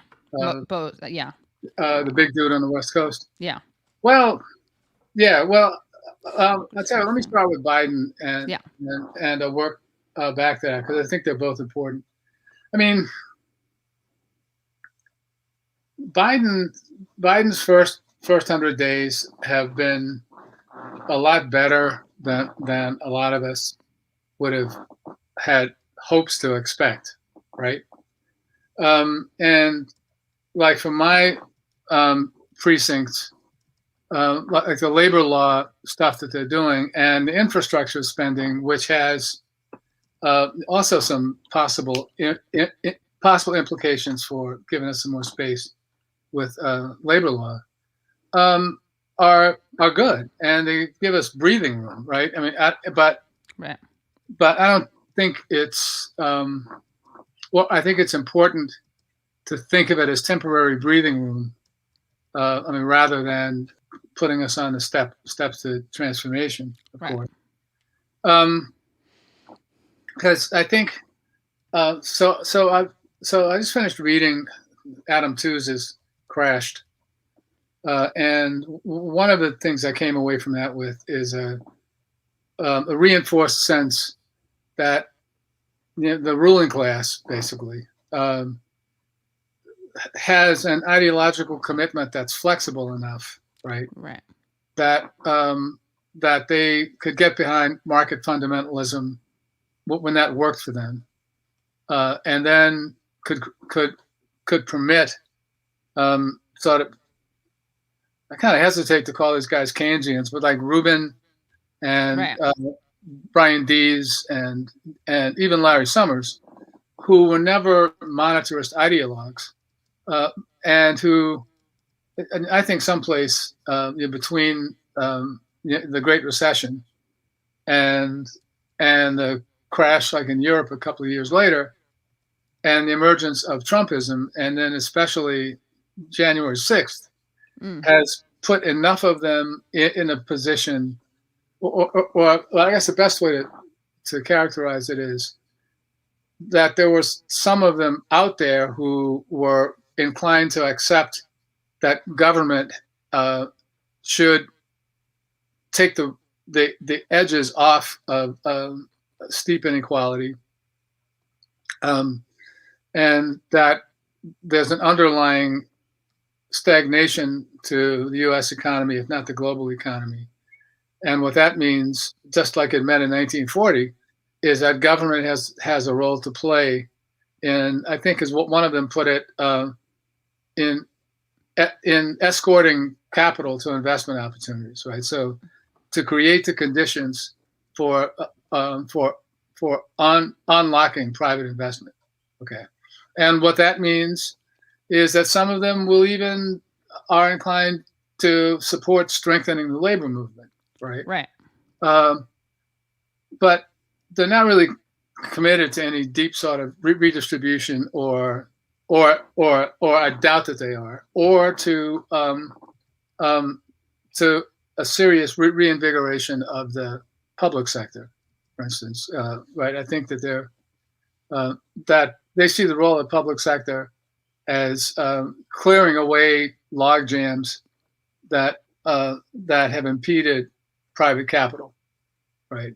So if you look at it that way, I think it makes sense for us to breathe a sigh of relief that Trumpism is over for the moment, and that enough of the ruling class that was concerned about Trumpism and authoritarian tendencies within nationalist neoliberalism to do something about it. Because for me, like until after January 6th, I thought it was an open question as to, because the bourgeoisie is going to be okay, right, if the neoliberalism is democratic or if it's authoritarian. But the downside of it is, I suspect that one of the reasons that Brian Dees and that crowd have been able to get some space to operate, right, is that that they all are pretty convinced that they've defeated the left, right? So we aren't a problem anymore. So like if we aren't a problem, the problem that they're concerned about is Trumpism, and what that means is that they can make moves like the sort that they're making, and you not have to worry about any left insurgency that'll push them farther than they want to go. Right.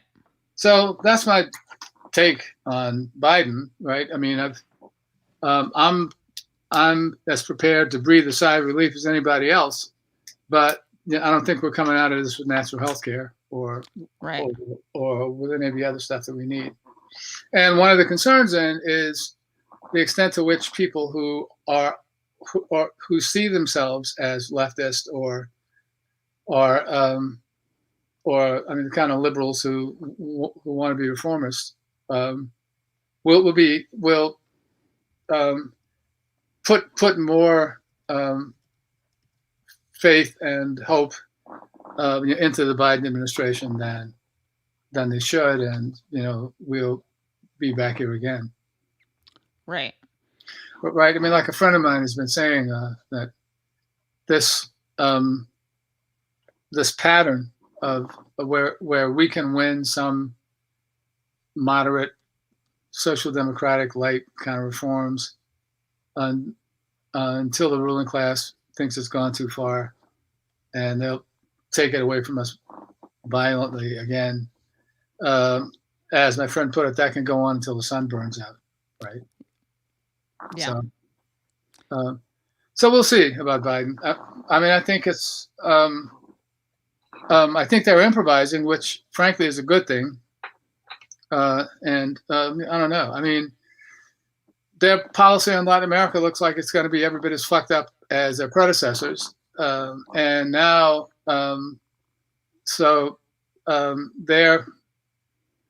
they're prepared, like, to reinvigorate the Cold War, right? Right.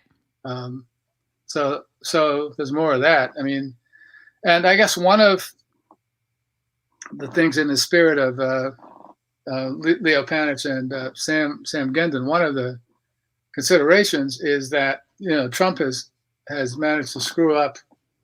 I mean, the international order of things enough that I guess the Biden administration has as one of its priorities. To reassert Right. Central role of the U.S. in maintaining the global system. Yeah, and telling Haitians not to come here. Right. Yeah. Yeah. You just that's right.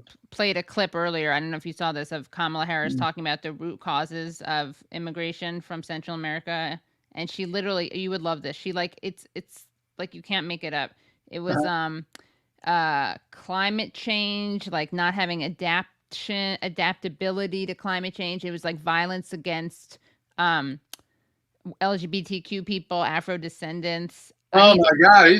I'll show it to you. It's worth playing. It's worth playing because it's like, and I had Karina on, who's a professor of securitization, so she looks at like immigration and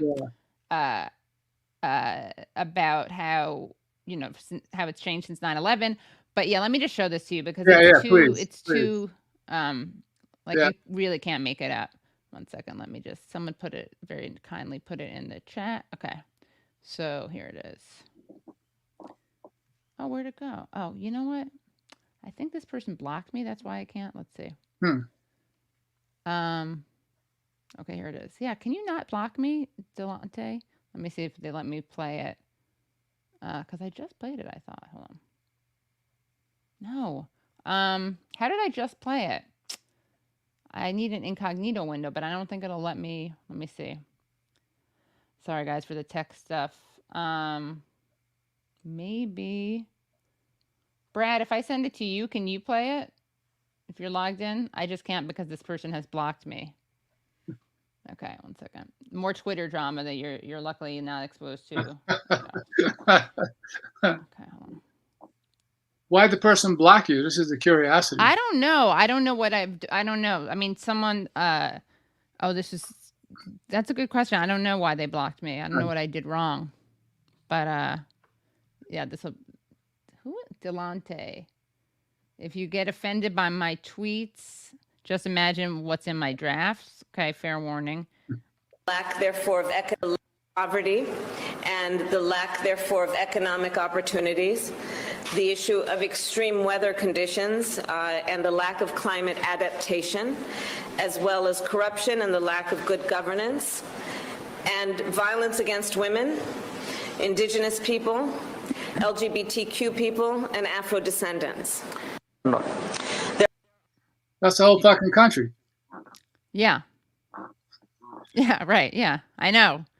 I mean, it's okay. Also, now I get why this is so funny. The person who tweeted that out wrote, Vice President Kamala Harris tells the Guatemalan president to his face that political corruption, violence against LGBT people, and Afro descendants are some of the root causes of migration to America.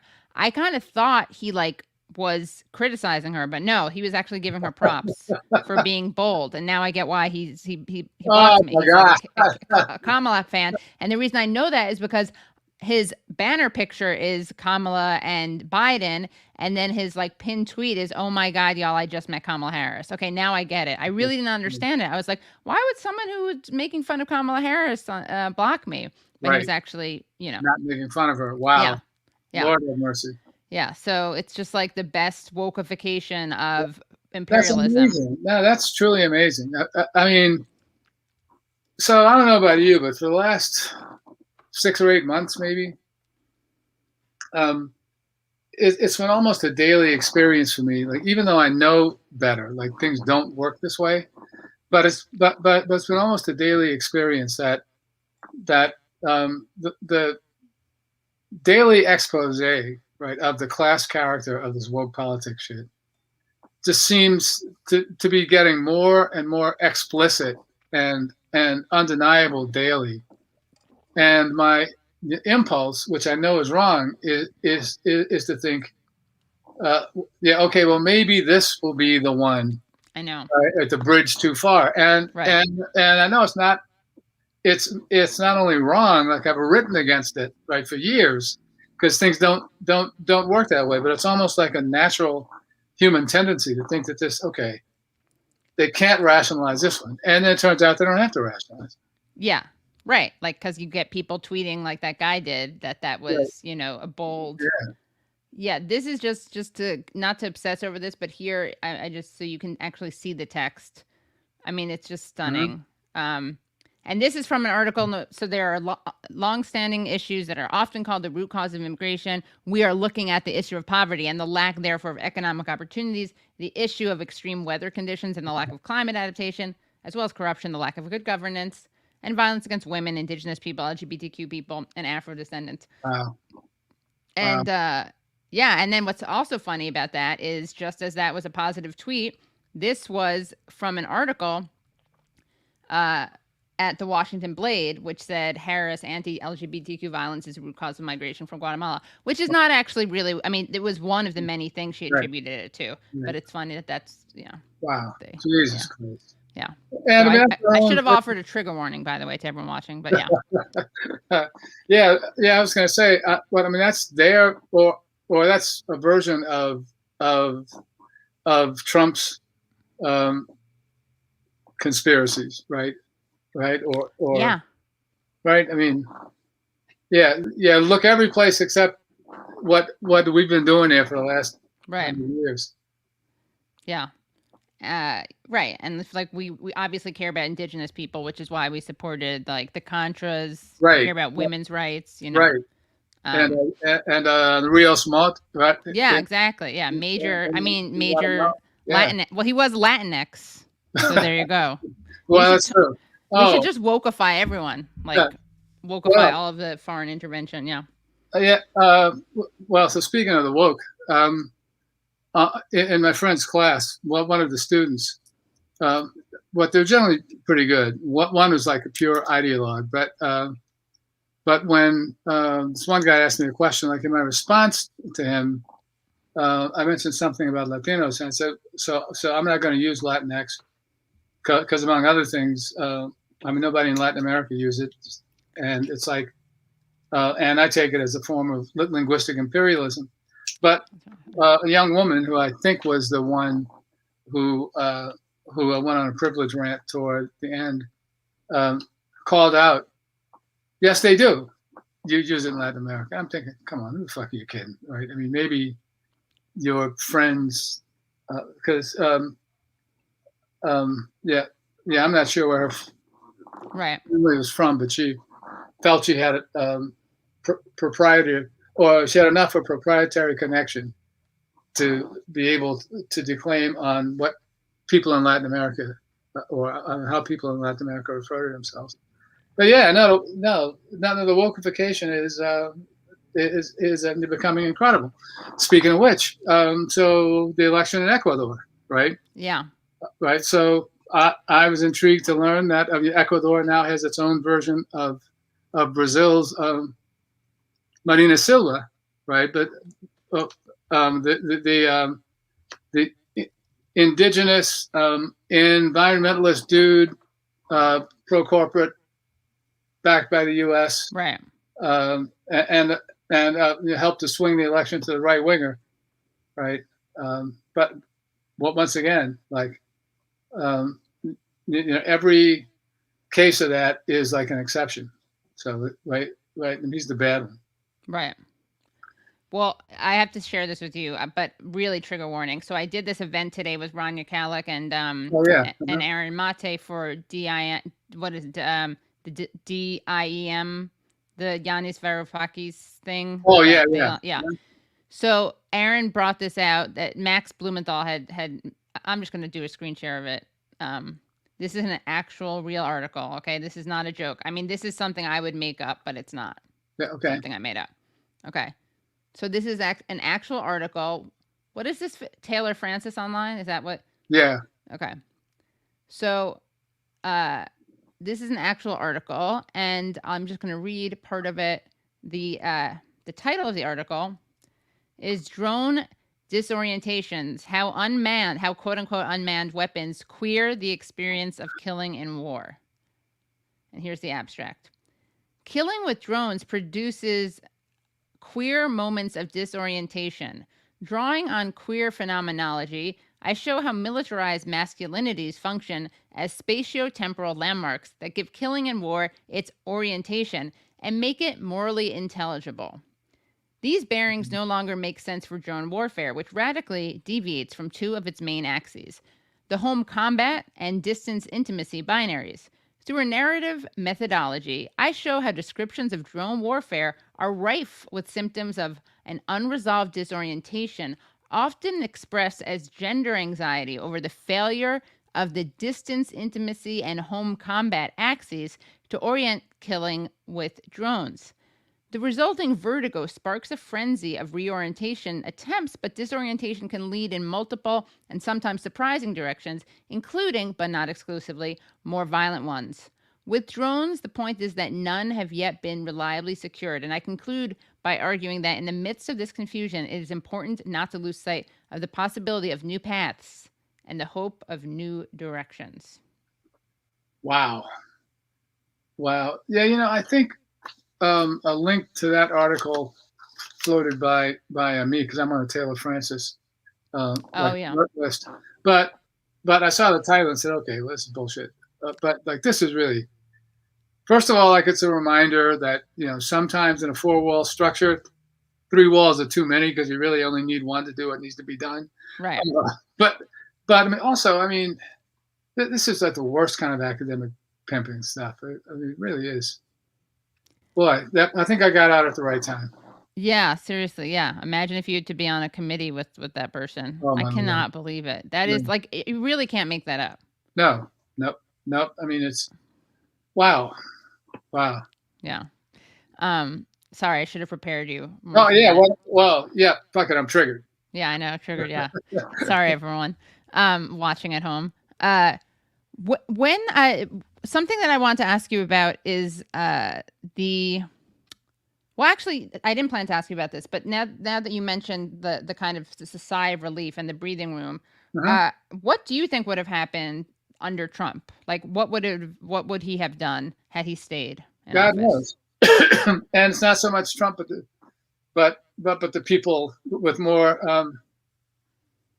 who were less lazy around him. I mean, no, I mean,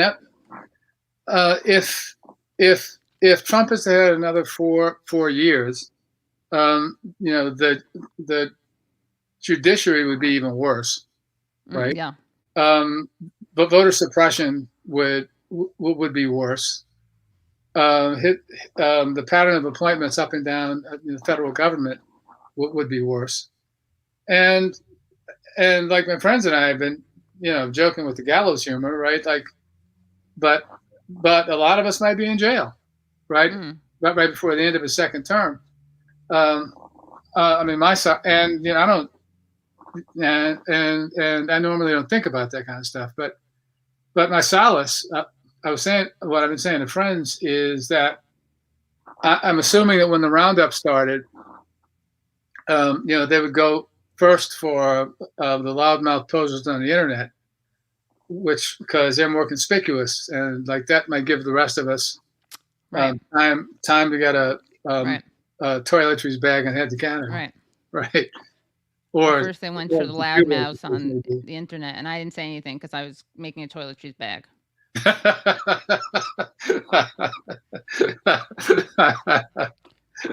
Remake that post. Oh, that's great. Yeah. And we also spent a lot of time doing all kinds of versions of that too, by the way, of bringing changes on Pastor Nemo. Right. Yeah. But no. So I mean, I think, and that's the other thing about it. I mean, the people who were, I can't vote for Biden.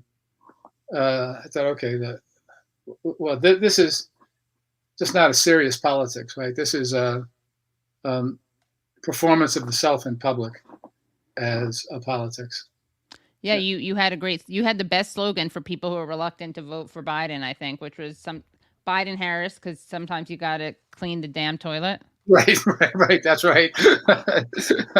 And that's all it is. That's all it ever could be. But and as I've said too, I mean, most of us who have voted have cast at least sometimes votes for people we couldn't stand, right? I mean, like the electoral realm isn't where you should go to look to fulfill your greatest aspirations. Mm-hmm. Yeah. Unless if you live in a safe state or whatever. Yeah. Then you can do whatever you want. Yeah.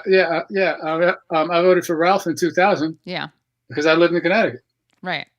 And also, like, I decided, the only actual vote I've ever cast for a Republican in my life was in a Senate race in 1988 when Lowell Weicker was running against Lieberman.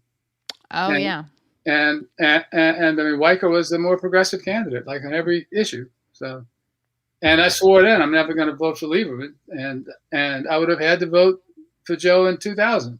Oh my gosh, yeah. Right. The worst, yeah. And what are your thoughts now? Because you were talking early on about like Black Lives Matter and how noteworthy it was that you had these pretty evil corporations like donating or virtue signaling. What do you think? I mean, what has been done? Has anything like good come out of it? How would you describe the movement now? A year, almost a year after the right. protest. Well, like first thing is, like, I was always very reluctant to call it a movement because it just didn't satisfy my understanding of what a movement is. I mean, that's what these things are now. I mean, I don't. Well, it's funny. Like the Obama thing, right? Like, my son was just telling me that there's a little eddy maybe of people on the internet who think I'm especially prescient because of the Obama thing, and like, you don't have to be, but I just have to be around and keep your eyes open. Was that the Village Voice that you wrote that? Yeah, piece? yeah. And I mean, it's the same with the BLM stuff. Like, you can look at it and see what it is, right? There's no movement there. There are precedents, right? And I saw, and then like the whole thing, I mentioned this someplace, not too long ago as well. Like, there's the cycle of authenticity, well, the product cycle, basically, the authenticity, with that kind of politics. It always makes me think of the commercial or industrial logic of gangster rap. in the early 90s, right? Like a group comes up out of nowhere, off the streets of Brooklyn or Bronx, right? Oakland, whatever. And they're authentically expressing the angst and the rage and the revolutionary fervor of inner city youth, and selling all those records like upper middle class white kids in the suburbs. So they do what any artist wants to do. They get a larger audience, and they cross over. Well, crossing over becomes the spur to kick in or to kick off the next cycle, right? Because the group that successfully crosses over is there to be defined as sellouts by the next one coming up, and then they repeat the cycle and stuff. So to take that back to Black Lives Matter, the first powerful voice was I'm blacking on his name. DeRay? Right. I mean, DeRay McKesson. Like my son just started calling him Stingray McGillicuddy. Oh. And that's just stuck in my head. I couldn't get, DeRay in for a minute.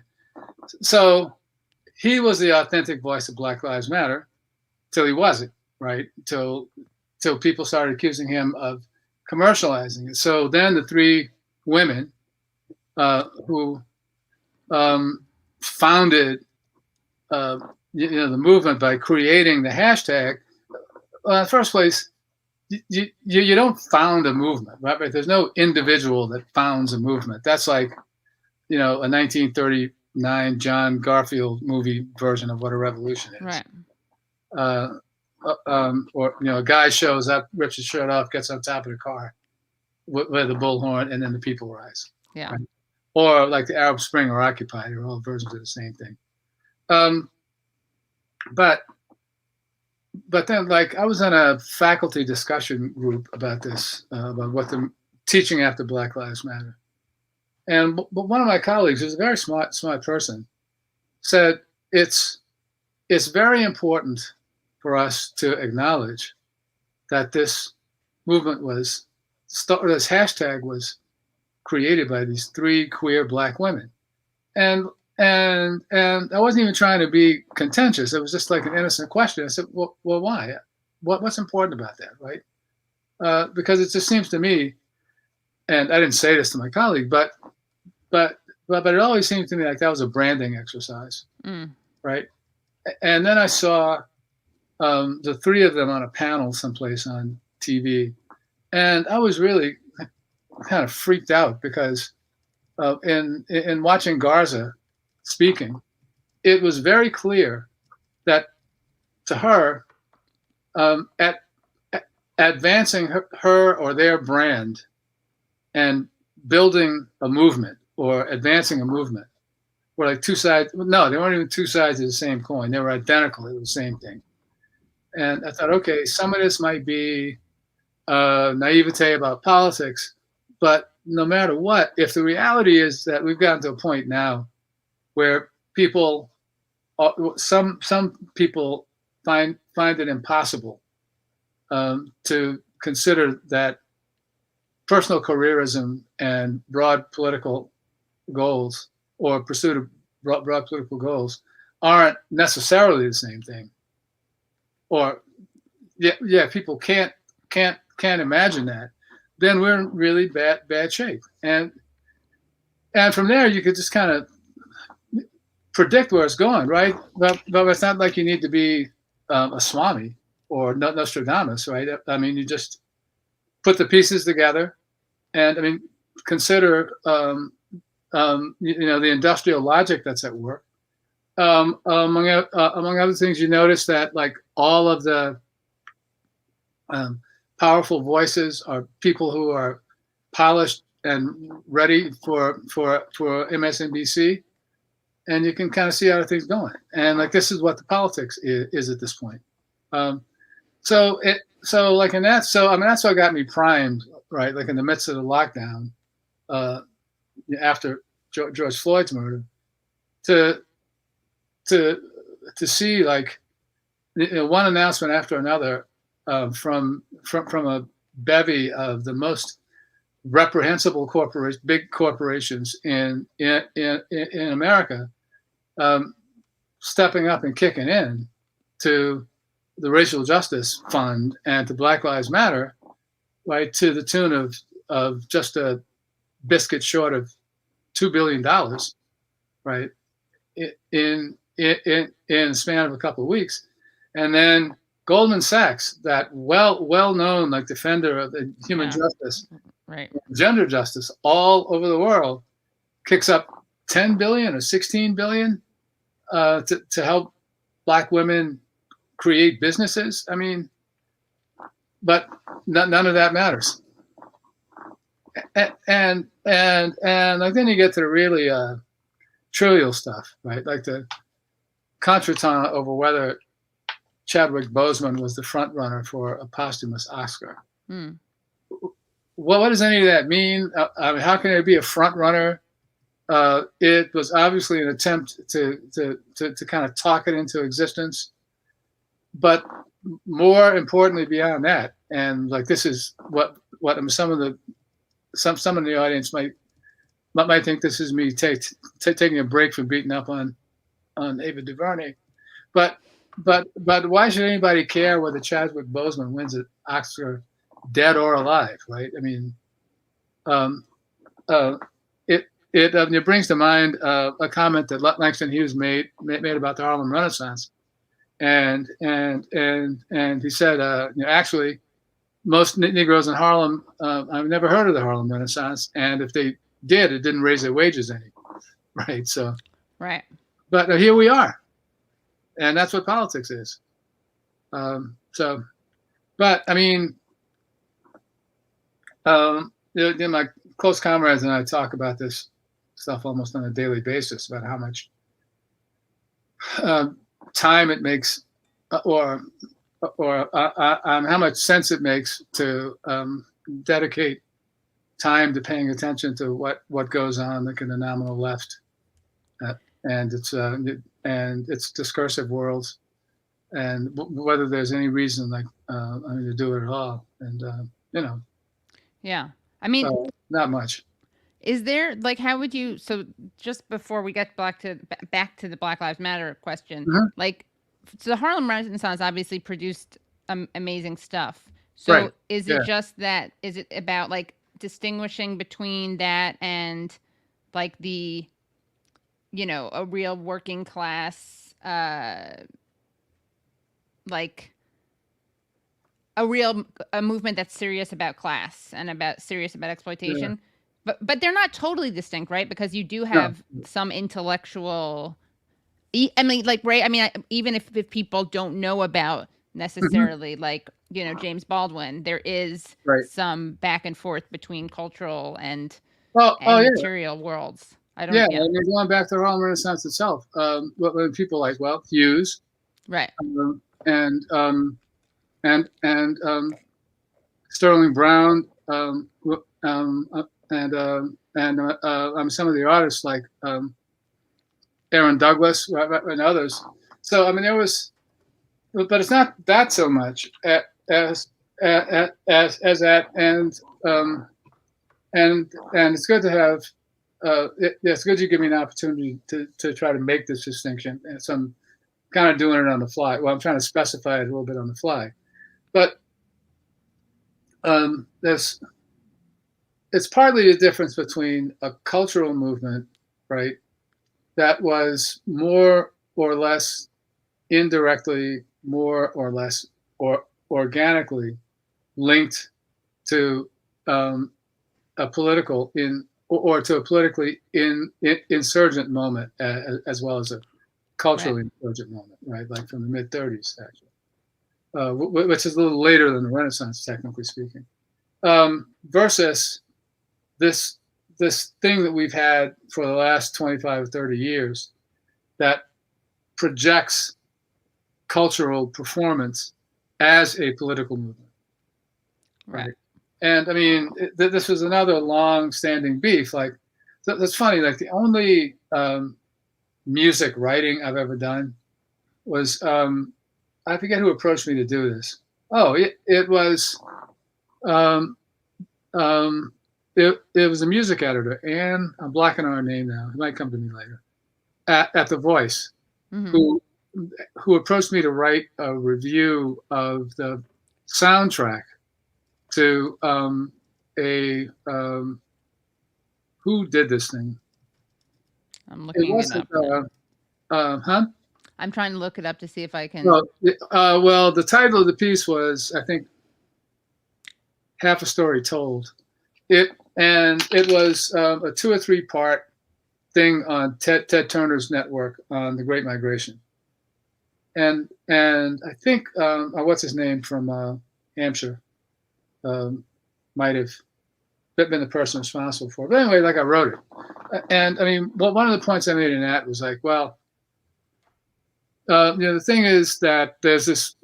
Wait, it wasn't What Are the Drums Saying, Booker? Is it No. This was an entirely different piece for an entirely different section. In fact, I did one music bit and one sports piece during my time at The Voice, and both times it was just that the respective section chief just got the idea that he or she thought it'd be interesting to see what I would do with it. So, like, the sports guy didn't know that I was a basketball fan, right? Right. So that was an article comparing Kobe Bryant and Allen Iverson, and the cultural mythology they were trying to sell around to them.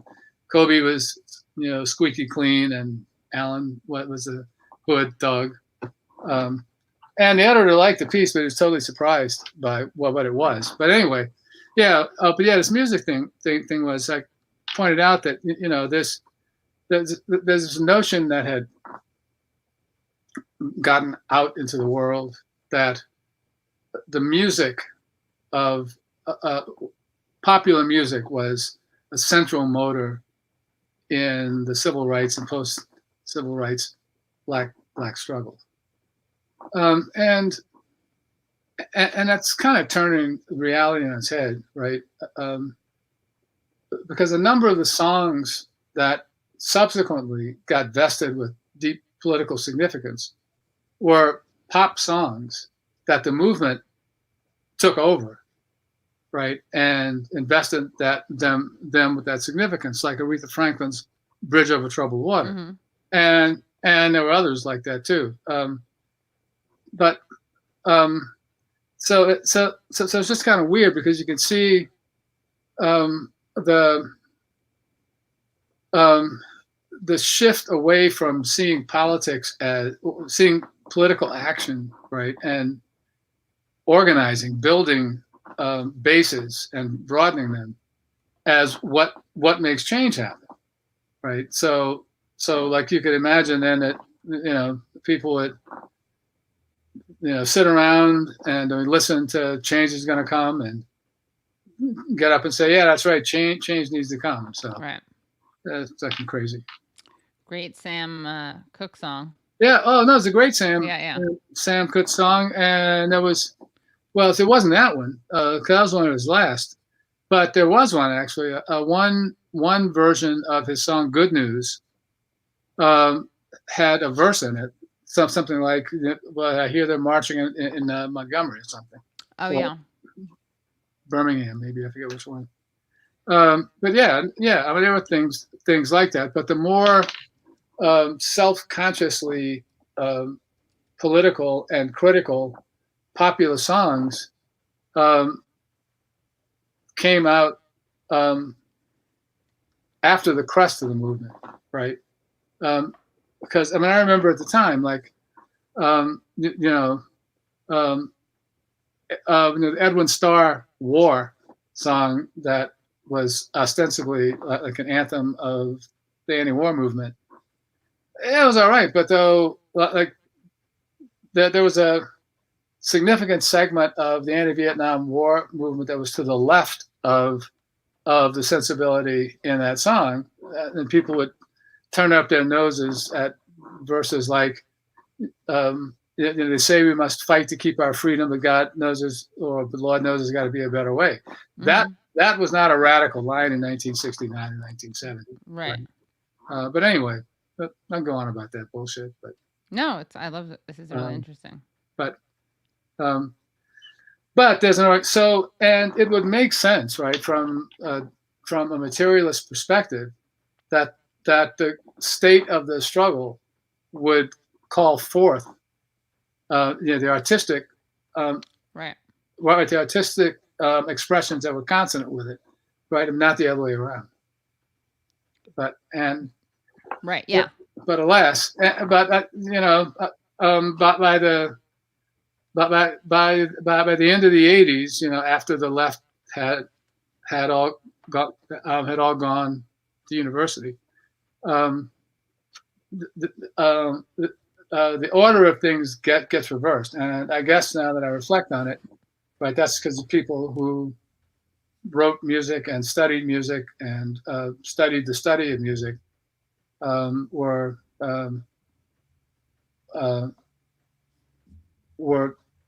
writing the narratives, basically. Mm-hmm. So, yeah, I mean, one of my dad's sayings that I always loved was, the story of the lion hunt would be a different tale if the lion had a typewriter. Right. Yeah. And I mean, that's one thing we forget about this stuff. Right. Speaking of which, just mentioning your dad, I gotta ask. People ask this frequently. So tell us about the name Adolph. Well, I have said to a couple of young Beavis and Buckhead guys, and the Butthead guys who have written me, out of the blue, on email to ask about that, and my response has been, so what part of junior did you not get? Yeah, of course, yeah. Right, and my father was born in 1921, and he was at D-Day and the Battle of the Bulge. He wasn't happy about being in either one of them. But when the war was over, he was more concerned on labeling giving his label to what he assumed to be his DNA than he was about Hitler. Because in his mind, anyway, he had the name a good 15 years before Hitler had it. Yeah, shouldn't let that guy ruin a good name. Right, totally not. Yeah. But also, I mean, since we moved around a fair amount when I was a kid, I'll credit it with a couple things, like the name, and like I was never somebody who sought the spotlight for anything. Right? I was always kind of a shy kid, and like most kids, I didn't want to be the center of attention ever. So from that perspective, like the name. So then you changed your name legally to Benito. Oh, right, exactly. In some ways that would have worked better. Yeah. I would have had a lot more Italian friends and non-Italians would have known. But like it gave me a certain humility, and it also taught me how to fight and that I couldn't avoid fighting. Right? It's like a boy named Sue. When that song came out when I was in college, I instantly was drawn to. Really funny. Yeah. Yep. I was all Adolph. Yeah. I was just curious if your dad, I mean, I don't mean this a judgmental way. Like, did he think to himself like, oh, I'm like, I guess I'm curious what it was like then also. If it was established enough of a name and Hitler was recent enough of a person so that it hadn't been like Hitlerized. Oh no, it was totally Hitlerized. It was okay. So did your dad ever? Was he like? Did he think about it? No. He didn't. Yeah. No. That didn't cross his mind. The one place in the country where I've seen the name commonly enough, well, like you see it in the New York area, like in one way, but you see it like in South Louisiana another way too, because like there's a French name, so right, and it's common enough that I mean they didn't associate with Hitler, so. Right. So I mean I actually got less of that in South Louisiana than I got like in other places that we lived. Yeah. And then Now, there was a moment when my son was about 3 where he was genuinely hurt that he wasn't Adolf III. And I said to him, that'll change. Yeah, you're gonna grow out of that. Right, absolutely. Yeah. That's really funny. Yeah. What is his name based on? His name is based on the trade union and the independence movement leader in French Guinea.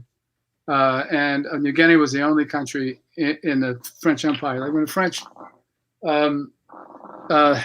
held a referendum right among their the remaining colonies with 3 options, right, to become a department of France, like Martinique and Guadeloupe, and what they would have preferred for Algeria,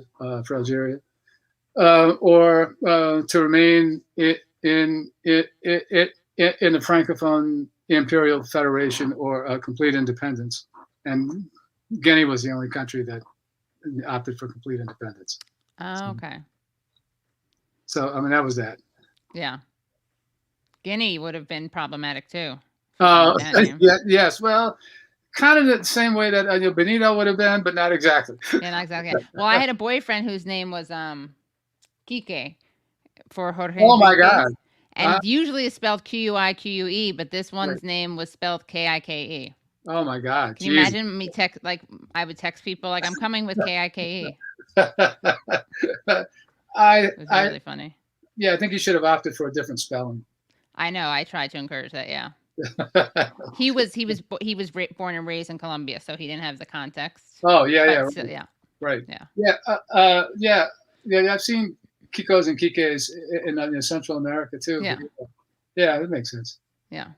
Because I mean, after all, what is Colombia except like a big grassy extension of Central America? No. I actually have never been there. I really want to go.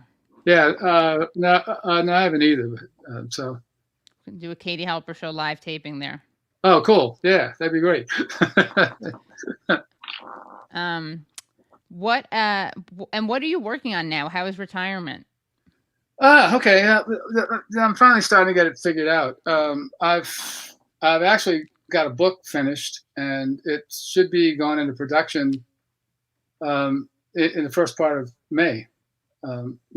Actually, with Verso, and I've got 3 smaller co-authored books that also are going to be finished. I hope by the end of the summer. And one with Walter Ben Michaels, and one with Ken Warren, and who's the third with? Oh yeah, I know, it's a different project.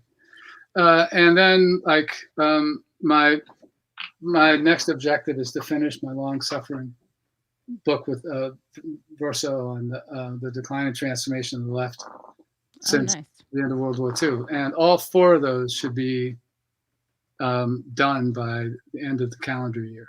Wow, that's awesome. Yeah, which would be a relief. And any other thoughts on that you want to share about police abolition, defunding? Oh, yeah, definitely. Well, I mean, police abolition is ridiculous. Okay, so, and I'm not even sure I need to argue that, right?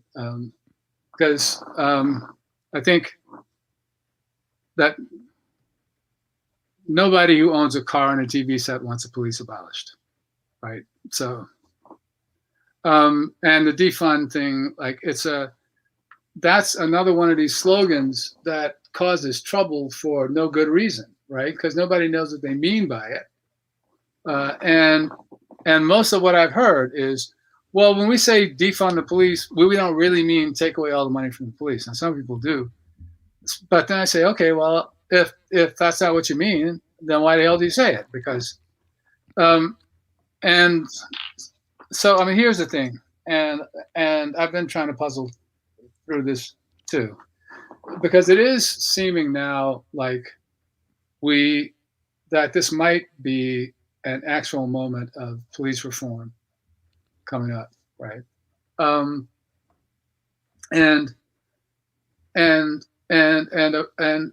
significant reform in the sense that it's not just more training, Yeah. but like changing the ways that we think about what policing is and what the function is. So, for instance, I've heard some people with expertise in the area say, cutting out chasing, right? Unless there's a clear and present danger to civilians that the fleeing perpetrator poses. Taking traffic stuff out of the hands of the police force, like into a different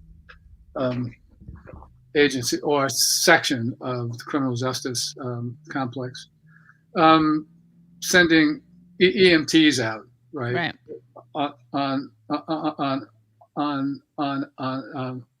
disturbed or like on domestic violence cases and cases of people who are disturbed. So I mean, there's that kind of stuff, and raising the bar on shooting people, right? But and obviously all those things would be good, right? And important, and they don't get to the heart of the contradiction or the core contradiction in policing. And there's a way that racialization of the discussion helps to evade the core contradiction, which is that always, but especially under neoliberalism with intensifying patterns of inequality, the job of the police really is to protect people with property from people who might pose a threat to the property. Right. And the threat could be as mild as, I don't want to have to look at them, right? I mean, like I remember when in the 80s, when Koch sealed off the waiting areas in the Grand Central, right? And the argument was that it's because people on the New Haven line and the Westchester line were so compassionate that it just kind of tore them up to see the homeless people sleeping and hanging out there. Too much to bear. Yeah, right. Well, there's too much for them to bear. So, so trying to think that stuff through. I mean, there's no way that municipal policing is not gonna. I should take that back. I shouldn't say there's no way, but it will be interesting to see how the accommodations to the desire to have police stop functioning like the French paratroopers in Algiers in 1955, in the ways that they police poor communities, right? And when you look at Christian Pereni did a really nice piece of non-site on this. So it was really interesting. Yeah. So if it's concentrated by zip code, which is the only thing that makes sense, right? And what happens when people get jacked up outside the zip codes is either a matter of mistaken identity, right? Where cops use race as a shorthand, for instance, for class. And by the way, like in the early 70s, there were police departments around the country that would pay to send cops to take like either a race relations course, great article, everybody should read it, to take either a race relations course or a sociology of ethnic relations, to help them make class distinctions among people of color, right? Which they hadn't been accustomed to making before. So they don't make the mistake of Skip Gates again? Exactly. Right. Exactly. That's exactly right. And I think we're going to be in for a wave of that too. But what's going to be interesting though is to see how stress or what happens with stress policing in those zip codes that are targeted for suppression. And whatever the color of the people who live in them is. So I don't know, but I mean, it was certainly good to see Chauvin get convicted. Like even though, like every time somebody called him Chauvin, it was like fingernails on a chalkboard. Right. But and we'll see what happens with some of the others too. And if that starts happening, right? If cops start having to go to jail for long terms, then that exerts another kind of pressure on the approach to policing. Right.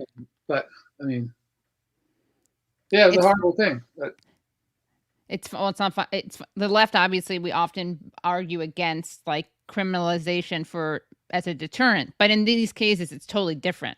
Oh yeah, right. Because it's a systemic. It's not like out of despair. It's not like a crime that's committed by people because they have a substance abuse issue or they, they're desperate. Right. So it's funny to be like, but that is in this case, Yeah, no, totally. I mean, like, did you see the video of the 3 cops in Colorado who beat down on a 73-year-old frail white woman with dementia? No, I don't think I saw that one. Well, it's kind of standard stuff, but the really more galling one even was when they were back in the police station watching the video of dealing with her. They were laughing about it. So like they broke her arm and dislocated her shoulder and sprained her wrist. And what it was she had a credit card with her. She walked 2 blocks from her house to the Walmart, which said something about who she was and where she lived. She lived with her daughter, I think. And she got like a soda and a bottle of cleaning fluid. I think the total bill was $13. And she walked out without paying for it. And two employees came out and accosted her. And she couldn't even recall whether she paid for it or not. Right. She gave the stuff back and walked out again and left. And for whatever fucking reason, they called the police to arrest her. Right. I mean, they had the goods back. Right. It just seemed crazy to me. And they rolled up on her and beat her down. And you took her to jail, and I think they kept her in jail for 6 hours right before her family even knew. Wow.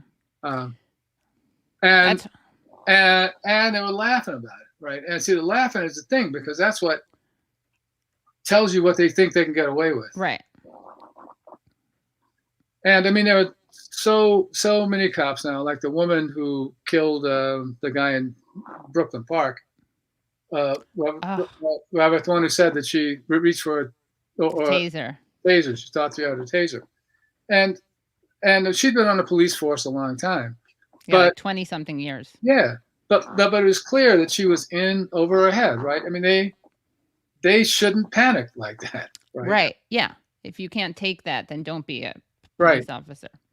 Right. Exactly. And I'm still waiting for the real deal with the Amber Geiger case to come out, because that just never made any sense to me, right? She thought she was in her apartment because she was on the wrong floor. She thought, and somehow the door was open. The guy was in his apartment, and yeah. I mean, I don't know if it's like what a friend of mine just suggested that he thought that they had some kind of relationship, and he maybe threatened to go public with it, or I don't know what, but it's pretty clear she walked in there and she knew where she was, and she shot this guy and killed him. Right. Yeah. This is the case at Dallas. Yeah, Dallas. Yeah, ex-Dallas cop. So it's back in the news. I didn't even see this because she's appealing the murder conviction. Oh, Ex-Dallas cop Amber Geiger set to appeal Botham Jean murder conviction.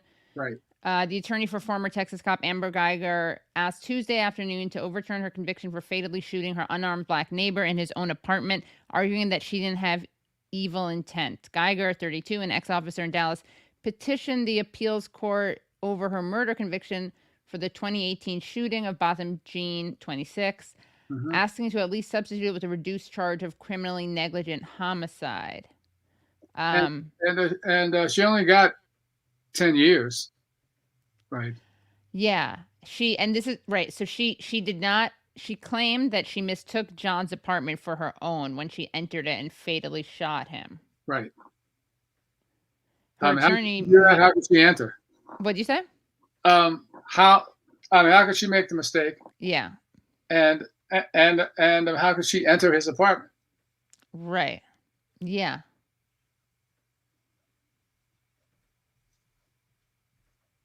Yeah. Yeah, there's something fishy going on. Yeah, there is. Yeah.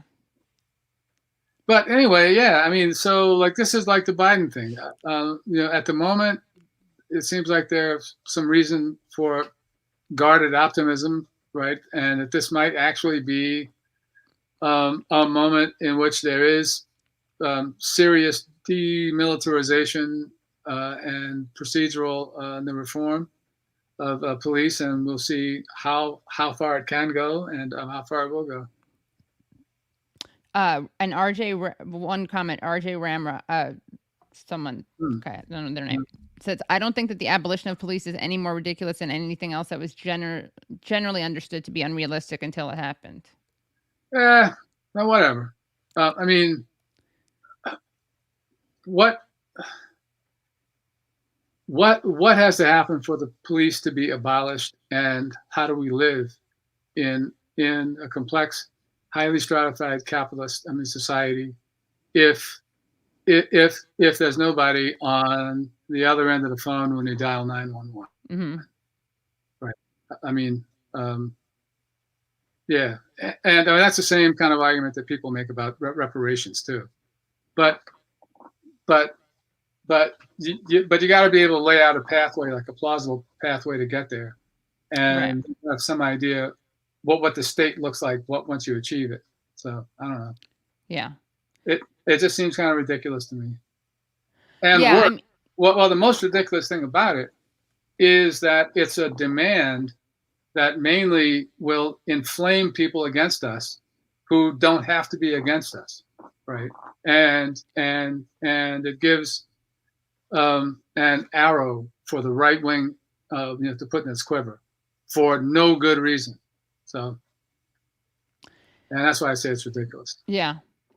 Someone I won't name, but someone who I'm friends with was like, I think an agent made up the term defund the police. I wouldn't doubt it. Well, it sounds like it. Yep.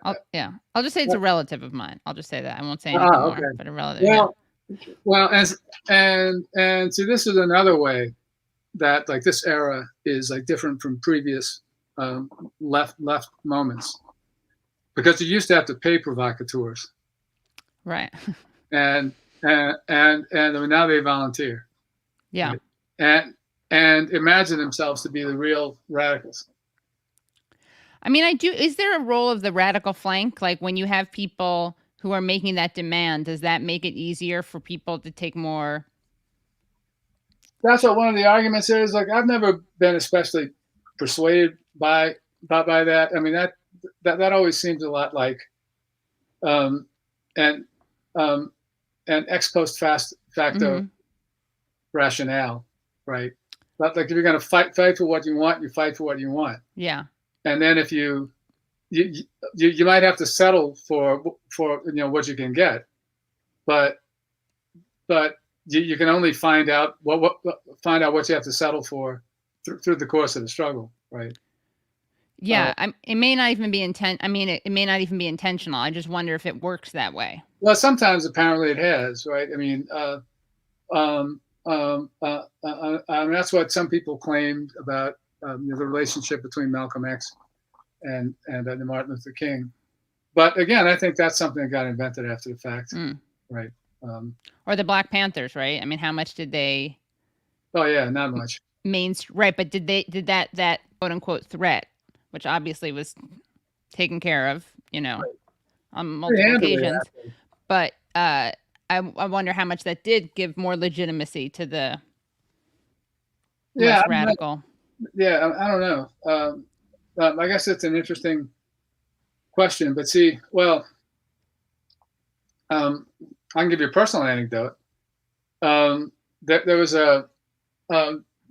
were problems, conflicts, tensions around or at a recently merged high school in Spring Lake, North Carolina, which was a suburb of Fayetteville, where I was working at the time. And and what happened in many places and all over North Carolina was when the desegregation took the form of the black school and the white school consolidating, and what typically happened then was like all the white stuff, the mascots, the principals, stayed, and the black stuff was either purged or subordinated in it. And I won't make this more of a shaggy dog tale than it needs to be, but there have been 2 or 3 days of the racial incidents on the campus that stemmed from something that had happened off campus. Black students, I think, a bunch of black students were expelled, and then that led to more demos.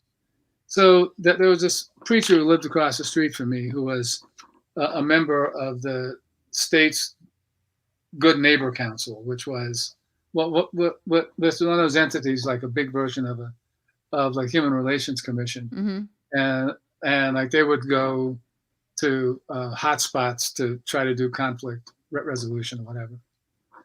So like he asked me if I wanted to ride out to Pine Forest High School with him. So I said, okay, I'll do it. And we got there, and when we walked into the building, a student recognized me and you threw up a black power salute. So just as a reflex, I did it too. And the deputy who was there jumped out, pulled his gun on me. Oh my God. And he started screaming, I saw what you did. I saw what you did. I saw what you did. So, so they put me under house arrest in the principal's office with this deputy. And my neighbor gave me up basically as the militant to compromise away while he cut the deal with the principal and the authorities that basically sold out the students and their families. So wow. That happened a lot. Wow. So, but I don't know. How old were you then? I must have been like 23. Wow. Maybe. Oh, well, I got a worse one than that, but I won't bother you with it. Oh, no, you have to. Oh. Unless it's upsetting for you, but. No, oh, no. God, okay. No. No. All right, this is my COINTELPRO story. Right. So I was working as an organizer in Fayetteville as part of the GI anti-war coffee house movement. Right. Oh. Did I tell you I'm good friends with family friends with Dennis Mora from the 4 to 3? Oh no! Oh cool. Yeah. Well, and one of my best friends in the world is Howard Levy. Who was the only reason I go to Brooklyn now. Oh, nice. But anyway, but we're also working with the Fayetteville Area Poor People's Organization, which was like a 2,200 member dues paying kind of raucous organization of poor people. And my buddy who just died a couple of years ago from the 82nd, who was working from the inside on post, and I were at some function, and this young kid who liked to hang out around the activists came up to us and said, there are these brothers from the special forces who have a plan to do something that sounds pretty serious, and it involves FAPO, which is the Fayetteville Area Poor People's Organization, and they're having a meeting this weekend to plan this, and they have a role for FAPO. So I think you guys ought to go out there and be part of this meeting. And it was at Spring Lake was a suburb where the working class suburb where non-coms would live after they got out of the military, largely trailer parks. And this meeting, and it was largely white. And this meeting was in a trailer park. So we get there, and there's a big black dude and a big dashiki with a big afro and the darkest sunglasses you can imagine, standing outside the door of the trailer as a sentry, or as we agreed, as an attention magnet, right? So we go in, and there are like 8 6 or 8, I think 8 guys there from special forces. They were all non-commissioned officers, which we thought was pretty weird because special forces never had anything to do with any sort of anti-war or Right. politics and stuff. And like these guys were not only in special forces, but they were sergeants, right? And the other person there was a putative panther who had materialized from somewhere. And he was sitting on a couch. So, I mean, here's the plan. In Fayetteville, the center of downtown is the old slave market. And like only 2 or 3 cities in the state had city license tags. I mean, maybe 4 or 5. Like Elizabeth City, Durham, Charlotte, maybe, I don't know, Raleigh. But and Fayetteville was one, and the reason that Fayetteville stood out was that on its city tag was an embossed image of the slave market.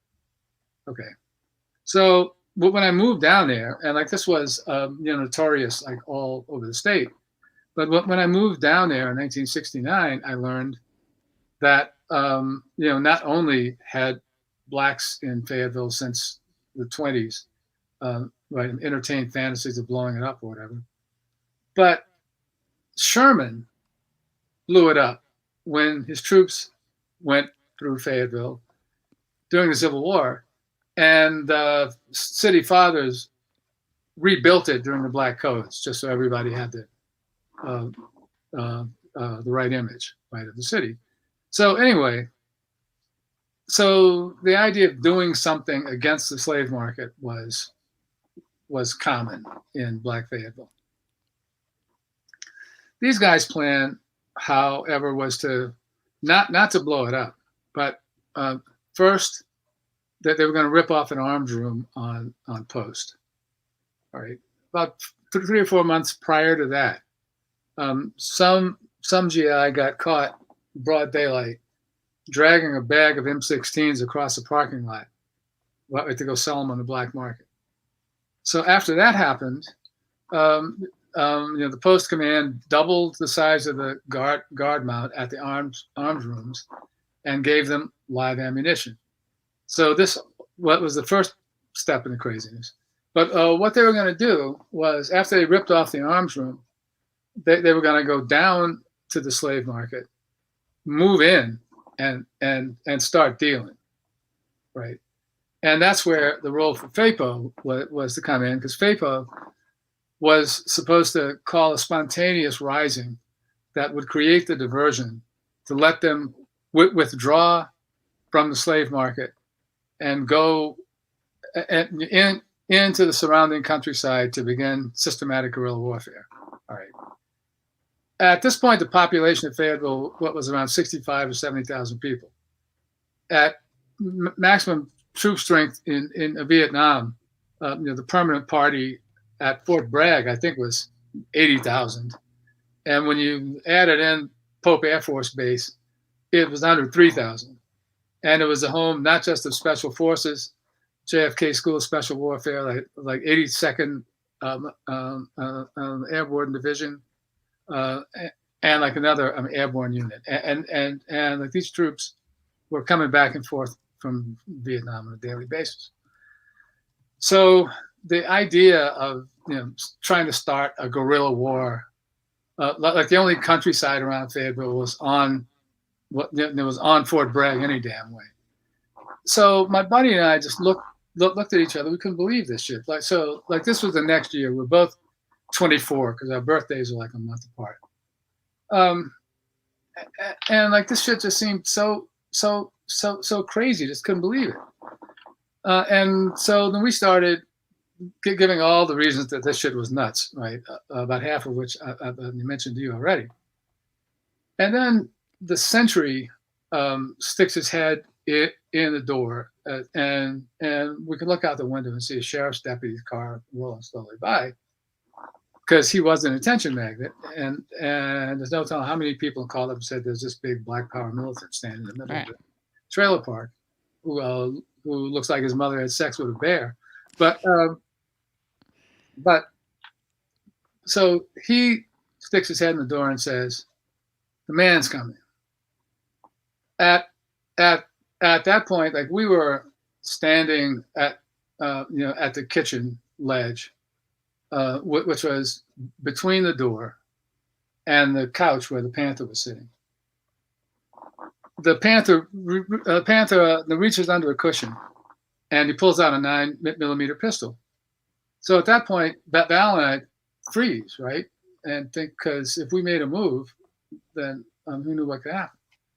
So, so not long after that happened, that moment, but one of the non-coms just said, "Wait, we got to stop this. We got to stop this. I don't know what to think. I don't know what to think." He said, "I was ready to do this, and then you two brothers come in and start talking, and now I don't know what to think." So I said to him, well, think about that for a second, man. Like, an hour ago, you were ready to die for this thing, and the two motherfuckers you have never seen before in your life come in, talk at you for half an hour, and now you're shaky about it. So what does that tell you about the quality of this plan in the first place? Right. But it seems so crazy that what we didn't think of, and like, we both just consider ourselves like little bitty cogs, right, in a big movement. What we didn't think about was that, and it finally hit me when I was talking to a union friend of mine, like, a number of years later, and we were sitting around in Jersey drinking and telling stories, and the first thing he said was, "Who was it who told you about the meeting?"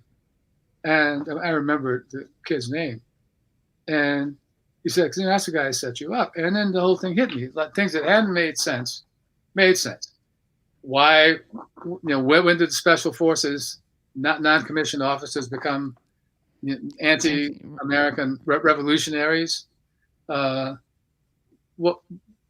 Who really could take this crackpot plan seriously? And I guess the play was that if we had been armed and had reached for anything or made any funny movements, it would have been a pretext either to bust us on the criminal conspiracy or to shoot us, right? And I mean, that's the most explicit thing that ever happened to me. But there was often times, like, that you could tell, right? I mean, once Ron Dellums, not long after he was elected, went on a tour of stockades around the country, and he came to Fort Bragg, and we hung out and stuff.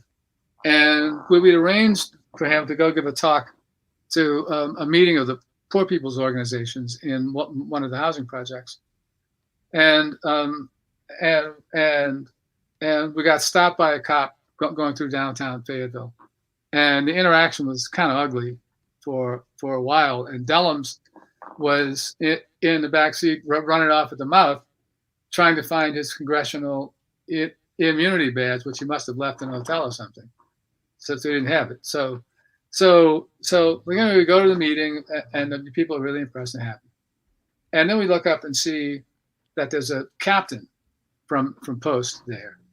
And by this point, I think the GIs had like 3 positions on the FAPO board, because one of the things we were trying to do was to, well, in the military bases, there's another version of town gown controversy, and we were trying to do our best to get over that. But like, these guys, when they saw this captain in there, they were all covering their name patches and shit, because he was clearly a cop and assumed that people were stupid. He's a black guy. He was articulate. Went to Hampton, and it turned out a guy I went to college with knew him, right? And said he was always like a spit-shine soldier. And I asked him, as I often did, what his method of service was, with the work he did. And he said he's in military intelligence, but what he did was he spent his time analyzing aerial photos of Cuba and stuff, but everybody knew he was a cop. Wow. I mean, some of the old ladies were taken with his dashing and handsome officer stuff, and he offered to volunteer to do stuff. We never saw him again after the first meeting we came to. Right. But also, like in the meetings of the GI group, the Black GI group, often there'd be some guy who would come into the meeting and demand that we shouldn't sit around bullshitting and like go get guns, and I would sometimes just ask him, so, well, what's your MOS? Is it your military intelligence, psyops, criminal investigation? But and by the way, like I did the same thing. Everybody, I went through the same thoughts. Like every time anybody offered to pass a joint to me, right? Because the reason to get arrested, let's get arrested, but not some bullshit like that. But yeah, I mean, I was a neighbor who lived two or three houses down from me. Came up and knocked on the door one day, and he said, I just want to tell you, I don't know what you people are into, and I don't care, and I don't really want to know, but I thought I should tell you there's a Fayetteville police officer who sits in the backyard of my house with his lights on until 2 o'clock in the morning every night, watching you, and after that I looked out and I could see him, and I mean, I'll be honest. Like when I was on campus, I sometimes joked that I never saw a drug that I didn't like. But from the day I went down to Fayetteville, I didn't get high for like 4 or 5 years, because it would be stupid to do. Right. But yeah, anyways, that's my Wow, those are great stories. COINTEL encounter. Yeah. But when I put it all together, I just thought, and I said this to my buddy Val, who agreed, like, this was a waste of a lot of people's tax money, right? To stage an operation against two nobodies like us. But anyway. Yeah, my mom apparently thought her sister-in-law, my aunt, my uncle's, now I guess widow, my late uncle's widow. Right. But my mom was sure she was FBI because she was this blonde-haired, blue-eyed woman named Doolittle. And she was like, what's she doing hanging out with my brother? Like, Eric Eisenberg. But, they met at the Du Bois Club. Oh, shit, really? Yeah. So, I mean, was she legit or? Yeah, she was. And the thing is, her name was Sarah Doolittle, but she came from like a very poor country, like upstate family. Okay. I mean, maybe she was originally Mayflower, but she wasn't like, they were not fancy wasps. Right. Yeah. Huh, that's funny. Yeah. Huh. It's really Yeah. funny. Now they're like obviously really, really close. Yeah. Yeah, I have to do this. Actually, May 20th is my uncle's birthday. So I want to do a special show, and I'll get together a bunch of, because there's photos of him there's like newspaper articles. He got arrested, leaving a Du Bois Club meeting. And oh, wow. Yeah. Yeah. The cops, attack them. And, yeah. But yeah. Yeah. Well, yeah, no, I know. I mean, I know the moment well, and actually my dad was at the Peekskill rally. Oh, wow. Yeah. Yeah. So, I think I was talking to a friend of mine about that a day or two ago. Like,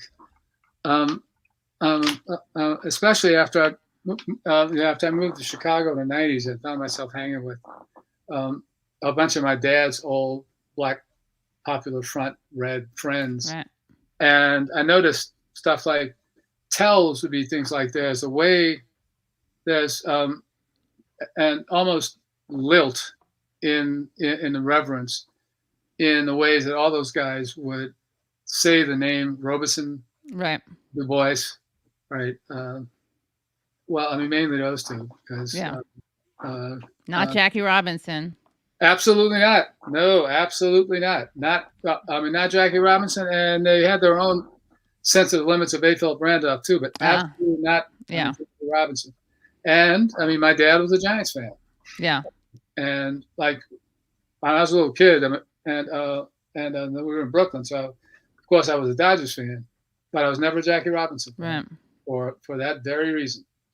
And I'll bet you're going to get a lot of queries from from the audience now. Yeah. Well, Right. what is wrong with Jackie Robinson? And you'll tell them. Yeah. Actually, I interviewed Ted Ham about that. Ted Ham, who wrote Bernie's Brooklyn. Yeah, he has a section in it. I think we talked about it. Yeah. But yeah, sold out Paul Robeson big time. Yep, that's right. And Republican. People rewrite that history too. Yeah. That's bullshit. Yeah. We know. Yeah.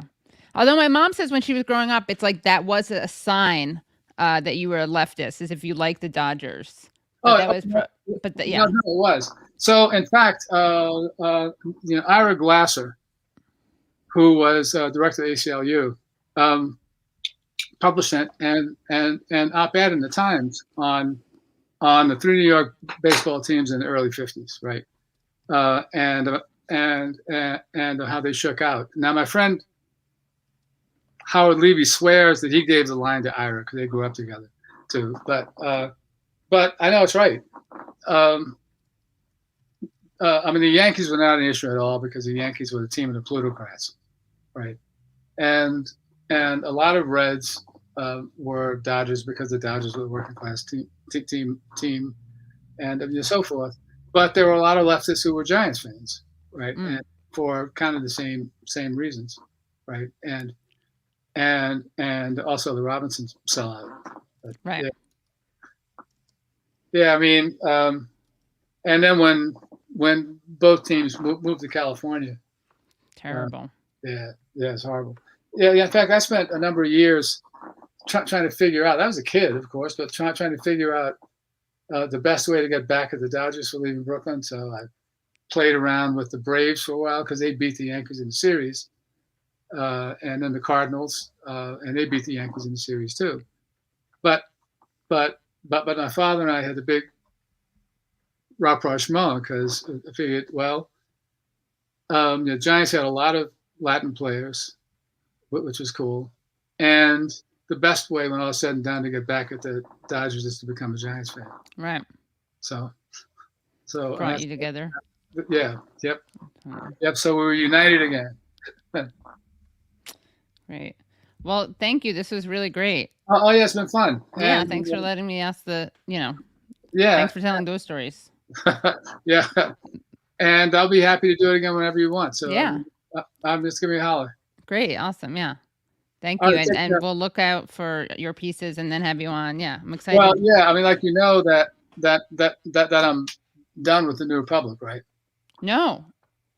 Yeah. I mean, well, they fired Chris Lehman, the editor, who brought me on, and they replaced him with Michael Tomasky, which somebody referred to as a fantasy or as being connected with Biden's election, because they imagine being what somebody referred to, or being once again as a in-flight reading on Air Force One, but like they were in the Clinton administration. Right. So yeah, so I'm done. Like my last column was my last column, basically. Which was that? Well, I'll tell you, I'll send you a link to it. Okay. Or I'll send a PDF because it was kind of a fitting one. Pardon me. It was a call for a public good approach to government. Oh, okay, yeah. All right. Wow. So, how austerity Oh, wait, it's like right now. It's now. Right. All right, we're gonna have to do another interview with you because I'm embarrassed to say I didn't see that. Oh, that's fine. So yeah, we're gonna have to do it. We're gonna have to invite Tomasky on to give his feedback. Oh yeah. Well, I'll tell you, it'd be cool to do it with Chris. Oh yeah. Let's do it. But anyway, no, it's your show. I'm not making. No, let's do it. Yeah. I didn't hear you at first. I thought you said wrist. Oh, sorry. Wrist for the mail. Yeah. Yeah. Well, here's the article. Yeah. Oh, okay, cool. Yeah. We'll have to do that. Yeah, we could do a Adolph Reed book club or article club. Yeah. Tomasky from the Daily Beast. Right. Oh, Didn't he kind of like defended, I think he defended, wasn't he like calmed down about Hillary Clinton and Kissinger? I wrote that about him once. Yeah, no, I mean, that's Tomasky, right? And it's been like that for a long time. Wow. So Chris actually told me that if I wanted him to, he would put in a word for me to keep the column. And I said, well, look, I mean, I came in with you, I should leave with you. Like what he did with it was got me, as well as a number of other people whom I've heard this from, you have to read the magazine who haven't read it in more than 30 years, right? And then I thought, there's no way I would be Tomasky's cup of tea. Right. Wow, you should have done it like undercover. Share screenshots of his edits or whatever.